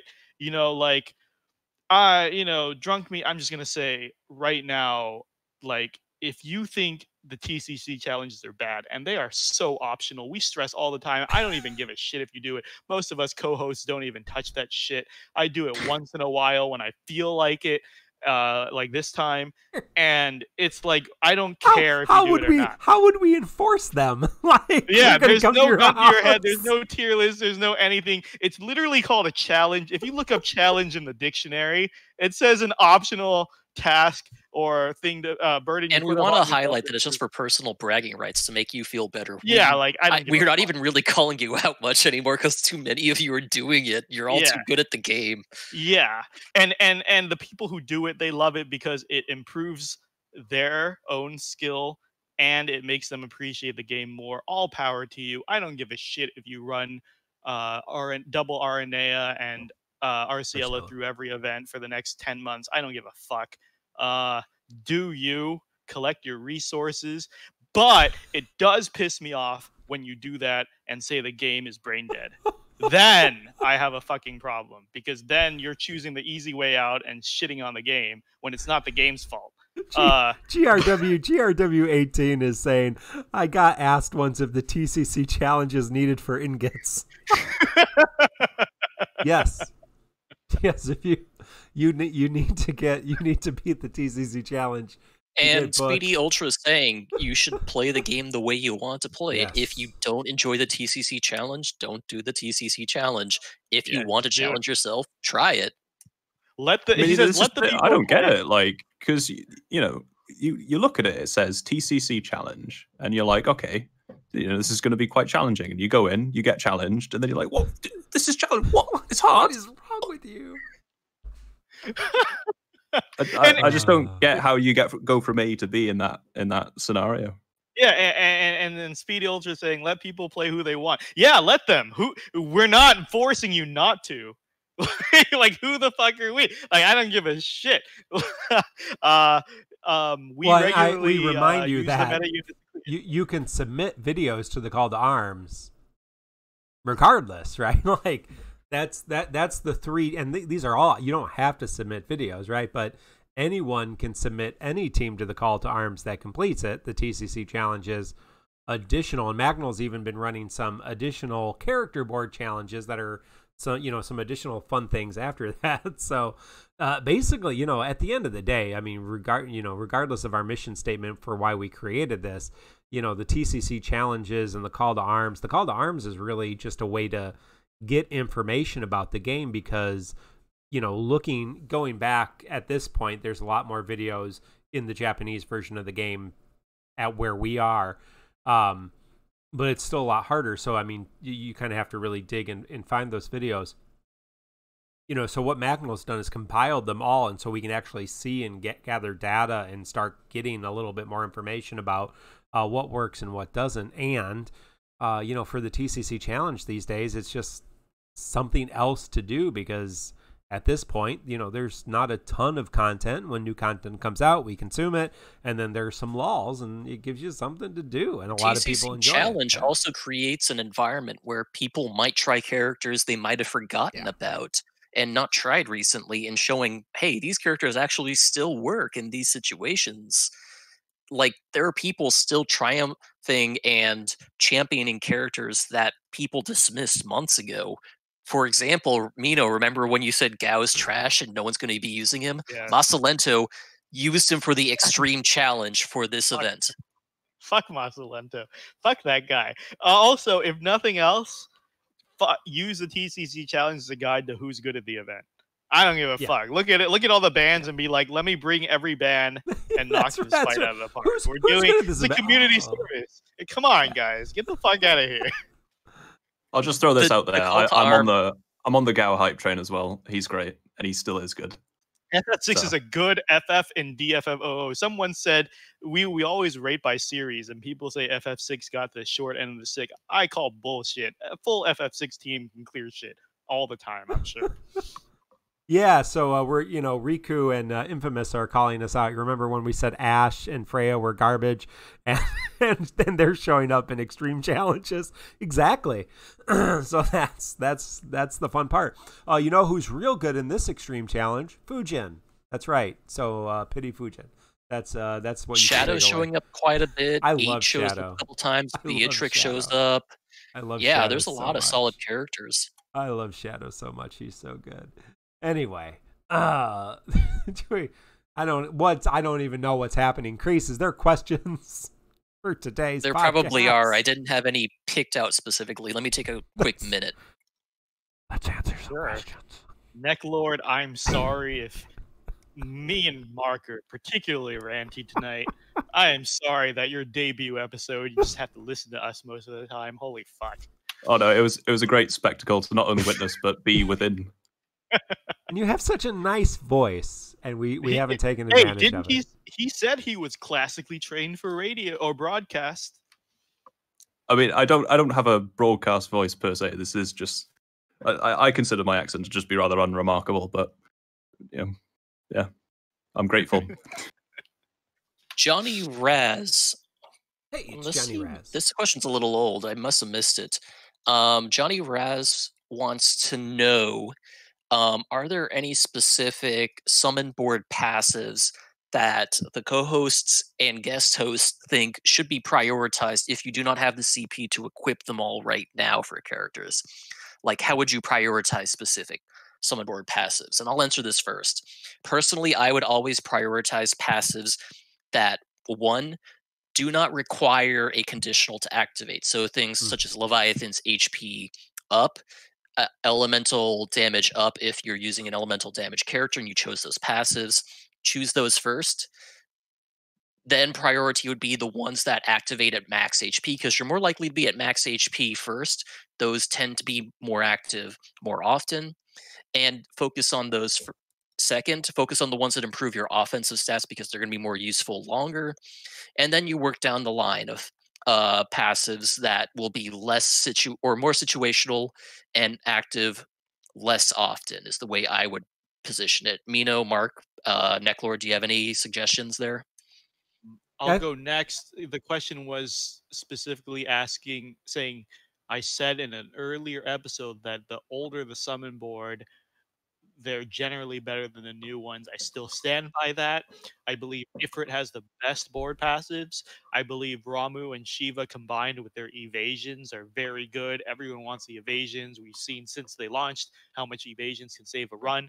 I do generally think they are better as the older they are. I think like the newer ones, like Pandemonium, are complete garbage.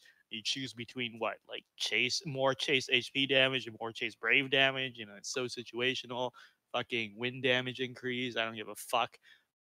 Diablos has a cool one, but generally, I do think it's better to work your way up from older boards to newer boards, because not only are they more essential, but older boards are far easier to farm. I usually can max a new character in a 15-minute 2x EXP book, easy. But the later ones get tankier and take longer and have longer animations. So that's my opinion. Mark? Yeah, I think I would prioritize the what Kreese said, but then the 2 dodge passives and the highest attack up passives. I mean, there are characters that are exceptions, but most of our characters at this point want as much attack as possible, so especially damage dealers. So yeah, I would prioritize those and skip some of the kind of, brave reductions and stuff is nice too, but you can get around in some of the lower M brave up and attack up you can probably skip. Necklord, do you have any thoughts about this? I'd say I slightly differ here, really, because I generally just get rid of all the passives, with the exception of evasion, that are the threshold of if you are below 80% HP, because you generally are, like, when you're doing runs, you're generally full health, and so you're not getting much out of them, save for when you take damage. So I get rid of those first to save CP, and just keeping the evasion though, because that's always it's just the clutch every time. Yeah, especially if you have healers or HP regen, or if you are not bad, I guess you're gonna. Or if you're not Jack. Yeah, if you're not Jack, yeah. Oh, yeah, it depends on the character. Rinoa, Jack, yeah. Yeah, good question.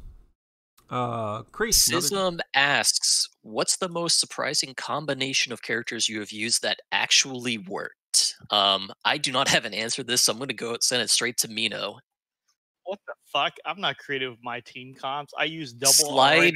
Arciela Slide had an emote answer for this. He said Laguna plus Selphie. Oh, thank you, Slide. Oh, that's nice. That's a good one. I cannot think of this off the top of my head. I love using Furion, Yuna, and Karen. That's my clutch team. Masalento says Irving Waka Shadow for him. Oh yeah, that is a great team. Masalento has some fun teams. Yeah. Slide has some fun teams. I will mention that Lightning plus Arciela has been chaos incarnate since I've started experimenting with that combo team, just because Lightning's free turns and the steady regen and int brave gains thanks to Arciela plus Lightning's just standard brave regen can get insane on its own. So I wasn't expecting that to work out quite as well as it has, but Lightning's raw damage gets very strong very fast. It's very meta, but it is a surprising combo I wasn't expecting to work as well as it did. Ari's Music, we're sorry to hear about your dog. It's always hard to lose a pet and a friend like that, so hope you can grieve appropriately and say goodbye in a healthy way. CSAM's laughing at me. That Yuna, Furion, Karen team, that's a real team. Arrow knows that's a powerful team. It's got everything you need. Yeah, a lot of teams. My Yuna has full. Yuna is my best character. She's got full character boards. I love Yuna. I use that team every day. Creative team, and it better include Cyan, or I'll be very disappointed. Oh no, something a little different here, because with Cyan comps, I'm currently in the lab trying to make things work and test things. But there's this one comp. I don't think anyone's ever tried this before, but it involves Lightning, Ico, and Tidus, and it's just the whole package, right? You've got the buffs, you've got the debuffs, and you just got Lightning doing all the work. It's fantastic. You guys should try it out. Really, I think I've heard of this rare team. I think I've heard it referred to as Lit Tycho. Interesting. Oh, I don't know what you're talking about with that name. No. Another team that's really good is Kate, Sith, Lael, and Selphie. If you want to try them. Really no, good. Guys, come on. No. The really most good. innovative team, I'm telling you right now, is going to be Arciela, Kais, and Aranea. I love how everyone has been asking who's a good third for Arciela and Kais. Did everyone just forget Aranea is the most broken piece of shit in our game? Like, Aranea, right? Yeah, did people really who's a good third? Seriously? Come on. But yes, Aranea. tons of good team suggestions in chat, but sorry, too many to We've list. kind of touched on this question, but I'm gonna just answer. I'm gonna let us answer it now because we've already kind of answered it. LaFarrell asks, "Remember the highly praised Lit Taiko team from the pre-60 Awakening?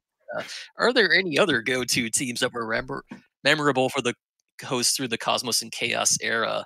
Well, in the EX era, Mark's already mentioned the Kate Sif Selphie Lael team that was shut down, or its Time in the Sun was shut down pretty hard because of the timing of Lael's awakening. It was delayed substantially in global. Still had some time, but it was delayed. It was delayed. I think Final Asim said as we were talking earlier about the Cosmos era, Warrior of Light, Noctis, and Pain, and Arius Music. Thank you for the sub as well. But that combo, Warrior of Light, Noctis, and Pain, really kind of brought through the end of the Cosmos era really well. Null could throw in there as well, but those three, Warrior of Light, Noctis, and Pain, really did take the end of Cosmos without much of a problem. You could bring them to anything, almost. Yeah. Warrior of Light, Noctis, anything team in the Cosmos era was monstrous. Yeah, Pain had a very short window when she was really, really good, and never again will she be good. Apparently, poor Pain. I got nothing for this. Necklord Beatrix too. When the around first, people are saying Beatrix in chat. First anniversary, Beatrix was our global first character, and she had a really good run, several months where she was just really powerful, and she paired really well with a lot of people. So there was some lightning. So Garnet and her, I was thinking, who else is lightning? I know there was a couple of lightning teams that I was running with Beatrix. Beatrix Agrius, Retro Gamer Dad saying Selphie was in there. So yeah. In that era, I ran Garnet Beatrix a lot for the Thunder resist down for Beatrix to get that synergy going. No, Speedy Ultra saying he uses Pain still. So yeah, I like Pain. She doesn't get an upgrade anytime soon. I think that's kind of what I meant. All right, I think we move on to the next one. Unless Necklord, do you have any thing to add to that? No, I think my incredibly original idea of Lightning Icotitus is just a staple for all time. All right, please, next one. And asks, who did you guys character board so far and why? So far, I have character boarded just Lightning and Arciela. Arciela because meta, and Lightning because when I was looking at the original list of 23, I decided to character board the character I was most likely to use immediately. So I character boarded Lightning, and I've used her a couple times since then.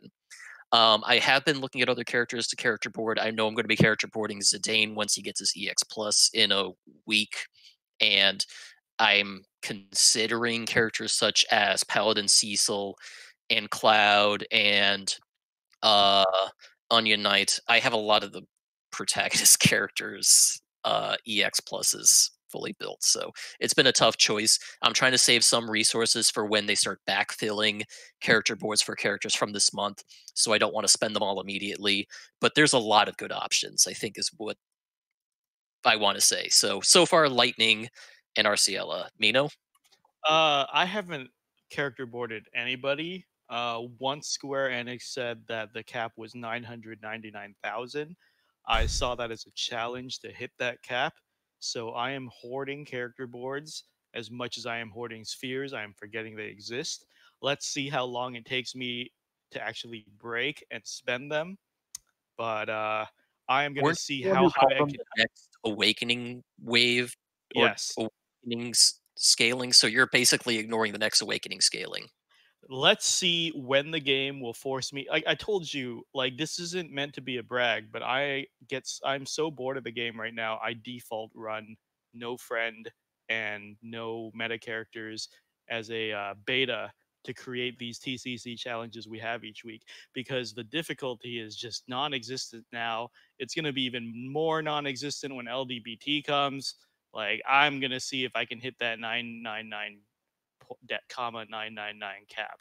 Let's fucking see. Square Enix, this is my petition to bring early Lufania, because this shit is a walk in the park. Oh, but Necklord, I know you are saving for Cyan for the end of the month, right? Oh yes. Well, no, the whole Dimensions End 12 Dream Team of Cyan, Fujin, and Freya. They all get the boards at the same time, so I'm in horde mode. I did though cave in on Terra, which was a big mistake because she's just not great. She's not good. Even with the boards, like I was like, yes, okay, full character board. We'll try her out. Got to be substantial. Yeah, people crap on Zell and Fang, but I mean, where's the Terra? Dreamy and Dreamy does the Kate Sith saga, and Inkwelder does the Sabin saga, and I saw Broadway Saiyan is doing the Zell saga, and Zeno is doing the Cloud saga. Yeah, where's the Terra saga? I think there's someone doing a Terra saga. Is there a Terra saga? Okay, we gotta find the Terra saga, because I haven't seen her used. GRW18 does a Terra saga, doesn't he? It's the something terrible series. Like he's famous for that. Oh, okay, we gotta give GRW. a shout. Okay, we gotta watch some. I gotta watch some GRW18. Chaos is terrible. Aha, that's funny. I like it. Everyone's mad at you, Mark. You forgot the very person in our chat active in our right now. I don't play this game, so I don't keep up with that kind of stuff. Yeah, I character barded Arciela because, like I just said, I spend so much time producing and managing the podcast. I don't actually play the game anymore. So Arciela is busted. And I like her little AA dance. That's my favorite part of her kit. She does that little twirl thing with the AA. I like that. That makes me happy every time she does it. And I did Yuna because Yuna's the best character in the game. So I think Black Cloud is on here, so he knows. Yuna is strong. She is the best. So fully character boarded her. I use her every day. She is the most powerful, most used character. Yes. Yes. Okay, next question. Welder, in his current Discord name, calls out Mark's math 25% of the time very true. Which character does each co-host always forget is in the game? Considering I always forget they're in the game, I'm not sure. Cater? I don't remember Cater is in the game, I guess. I'll have to think about this for a while. I always forget Lion is in the game. I'm like, oh, Lion's in this game? That's fair. I keep forgetting Kane's in this game because every time a new character comes out that's really good, I'm like, man, I can't believe that. I can't wait till Kane comes out and is also awesome. And then I keep forgetting he is in the game and actually really fucking terrible. So, there's that. Necklord, who do you forget? Just anyone from the Type 0 roster. Yeah. Just the game never clicked with me. So they're all wearing the same thing. They all have various names. Yeah. Sometimes they're numbers, sometimes it's Like I don't know. Each of the female characters in Type 0 has a whole dossier on the type of panties they wear. So somebody had to share that, and I had to read it. So that was terrifying. Oh what a horrible game!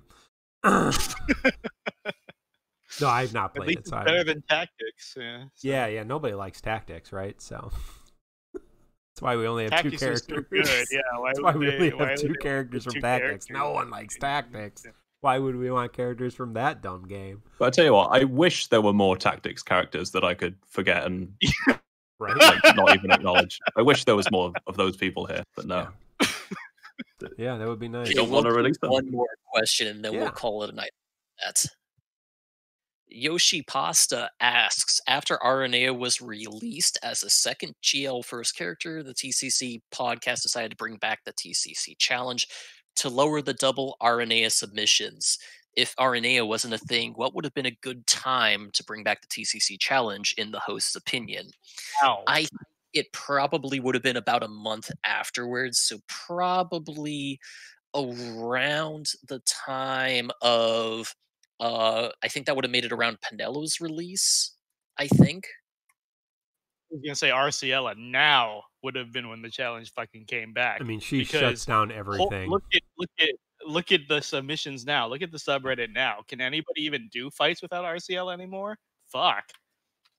But Mark, what would you say? Yeah, no, I mean, she just shuts down fights, especially the fights we're having right now. Being able to have 10 turns of, or potentially 11 turns or 12 turns, excuse me, of HP silence, and being able to dispel all the buffs that these things do, and being as strong as she is anyway, everything else that she does. Yeah, so yeah, we are. Although I mean, we're going to get a few hard fights here at the end of next month. I think the Trey fight specifically, they found particularly challenging, but again, with Aranea, I don't think it's going to be tough. Is that next month too? Yeah, it's the beginning of the Brave damage reduction, and it is immune to Arciela's HP damage silence. So that'll be a fucking wake-up call for a lot of people. Yeah. Ultimate Alexander and Trey fights are going to be next month, near the end of next month or middle of next month. So, yeah, you'll get a little jump, and then you'll kind of go back to. There's just so many options, and again, they didn't have Aranea. For those two fights, we will. We're talking about how difficult Trey is. Yeah, well, Trey's range damage, so Aranea is going to be fine for Trey Chaos. So, yeah. So you really think we would have waited until now to do a TCC challenge if Aranea had not come? I'm going to be honest. I don't know if we talked about this on stream, but I know for a while we talked about just abolishing the TCC challenge for now, because it was so... Like we last year during garbage time, we said just get rid of the TCC challenge, because there's no point. We can't ban enough people to make these fights challenging, because garbage time was garbage time, right? We're almost in another garbage time where you just use anybody and be fine. The only reason it exists in the first place is to encourage non-meta usage. For example, we started it when Beatrix came out, the first GL first, and people... And then, Beatrix only lasts 2 weeks. And then all these people joined afterwards, and they came on the subreddit, they came on main cord, and they're like, how do I do this fight as a new player? And everyone said, just use Beatrix. But you can't use Beatrix because she was only out for 2 weeks, and she's not coming back for another year and a half. So people were getting shit advice. Call to Arms didn't really start until around the Hell month. Right. Was months after Beatrix, and then it was use the featured character, and then the call to Arms, and then the TCC challenge was don't use the featured character. Right, and it was just like such a shitty experience, because new players are like, it feels like if I didn't pull this random character that was only available for 2 weeks, I'm fucked. And that's why the TCC challenge happened, to show that look at all these viable ways to do this without having the most broken, stupid meta character. And then when garbage time came around that summer, we said, get rid of it. We don't need it anymore. You can pull anybody. And then Chaos came around and Cosmos came around. And we were like, you can pull anyone, who cares? Chaos is difficult enough. If you can get through it, you can get through it. And then the second GL first came around with Aranea, and the same thing fucking happened. This is when TCC challenge came back. People missed Aranea. How do I do this fight without Aranea? Nobody fucking knew, because, again, the subreddit main cord was full of double Aranea clears. And then we're like, fine, we'll fucking bring it back. And then now the difficulties petered out again, and we were gonna cancel it again. But it started picking up popularity. And I don't even want to fucking do this every week, honestly. But Macnol is our taskmaster. He is he is the slave driver of TCC. And it is his call to arms, and he said, look, this is really big, we should lean into this. The difficulty of the game is getting pretty easy, so the veterans and the hardcore players are looking for a challenge. We should push this further. So that's why the TCC challenge is still running, and I'm just surprised at how popular it is, because it's for masochists, right? Yeah, Mino wanted to drop it because he hates it. So yeah, who would fucking do this shit? I defended it. How much it was popular and how many people wanted it to continue and how much there was demand for it to stay around.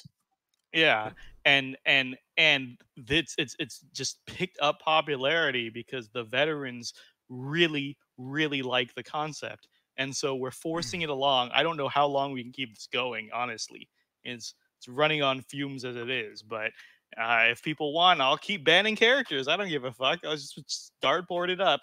Arciela, Aranea, automatically banned. Kais, permaban. We'll start ranking characters by TCC challenge viability. I don't know. I don't know what you want. Necklord, do you have any thoughts of this absurd challenge? Well, I mean, if you look at the mission dungeon now, they have their own sort of self-regulated TCC challenges sorts where they, you have to bring someone of X crystal to achieve the perfect score or whatever. So, something along that vein, every quest, in essence, is banning, it's banning a large swathe of the roster. And it's part of the actual game. So for something like the TCC challenge to exist, it's just sort of emulating that concept. It's perfectly acceptable to continue. Thank you. Even with a massive ban list. Kind words, Necklord. Way kinder than we deserve and that I expected. I wanted you to roast us, but but Chad is asking, and I've already said this on Discord. They're like, "What is the TCC challenge going to look like when LDBT comes?" Off the top of my head, immediately the 2-week BT synergy is banned. No BT weapons, no 2-week synergy. Garbage time is 4 months of if you have the 2-week synergy BT character, you don't need anything else. Yep. He will carry you through all the challenge things in every event. I bitched last week. I'll bitch again. When garbage time comes around, everyone who gets the BT not only has their super powerful LD, but their BT and their synergy, which means more than double stats for every fucking event for 2 weeks. And it's just like, hey, if you have this, you get a free pass to all the resources for 2 weeks. So we're probably going to ban that shit because BTs have a pull rate rarer than EXs right now. And much higher pity, 150% pity. So if anything, if we continue this into the LDBT era, it's to say, hey, this is how you can do it without the fucking cheat code of DFFOO, because not everyone's going to pull every BT weapon with the odds and rates that they give. So it's to help the community in that way. Well, yeah, Infamous Element. What do you mean? You can just get every BT on your first ticket. Yeah, that's right. What the problem is. One ticket, one BT. Yeah. I think somebody did the math, and it's like $500 if you want to buy pure gems for each BT. Yes. Yeah, we'll talk a lot. We'll talk a little bit more about post show as well, but we'll get when we get a little closer there. We'll answer a lot more questions about bursts and LDs and everything else. But and we get close to the BTLD era, we're gonna have a post on to talk about that specifically.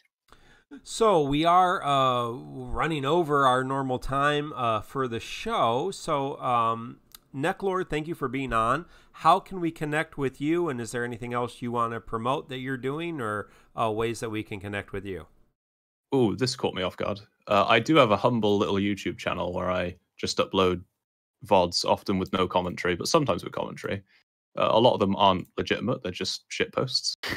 But I can link that to you. Yes, please link that to me. And yeah. Would we search Necklord or something else? If you search Necklord DFFO in YouTube, perfect. One of the videos will come up. I'll send it to Mino. Perfect. And it is Necklord on Discord, and he's in our Discord, and would be happy to talk with you about the ongoing good news of Bushido and Cyan, and we'll be looking forward to seeing Cyan in combat and content upcoming. So looking ahead, we have Dimensions End Entropy Tier 12, also known as Arciela's Tier, on the 14th. Alphanaud Walk This Way LC with Ida's EX Realization as well. Keese's Event, reliable partner, Ice. With the St. Haynes EX Realization. I love that Mark was the first to correct us on the pronunciation. I still can't get it right. To go back. I still can't get it right. Kais is nice. is my little thing that I try to remember. The next Squex community stream is scheduled for the 22nd, a little bit earlier. We suspect before the end of June we will get Act 2, Chapter 9, which is Cloud of Darkness and Kefka's EX Realization. Hey, we've already shouted out the Tomberry Troop, tomberrytroop.com, and Macnol's website, decidiainfo.com, with the call to arms and all the boss guides. Check out our Discord website, tccpodcast.com, Facebook, Twitter, Twitch, YouTube, for all your TCC fun and games. Thanks to Kreese, Mino, and Necklord this week. Thank you to Arrow, Inc., J.A, Jin Lee, Macnol, Quetz, Shara, Strafe, and Black Cloud, our good fun team. Dreamy for the intro video, Jin Lee for all of our backgrounds and emotes, Hate 13 for the intro narration, and Ryan is the bomb for our intro music. A little new music this week. Thank you, Ryan. Shoots on Discord. And again, thank you to Pierre and our time with the TCC before Defo, when it was FFRK those days, but on to newer and better things, and on to episode 107 next week, Thursday, June, 18th, 2020 at 8 p.m. Central Standard Time. We will talk about all of those things that are coming up, including Dimensions End, including Alpha Naut LC, including the TCC Challenge for Mission Dungeons. Until next time, friends, this has been episode 106 of the Crystal Chronicles. Good luck on all your Fujin pulls and Cyan pulls. We hope you get them both. Until next time, goodbye.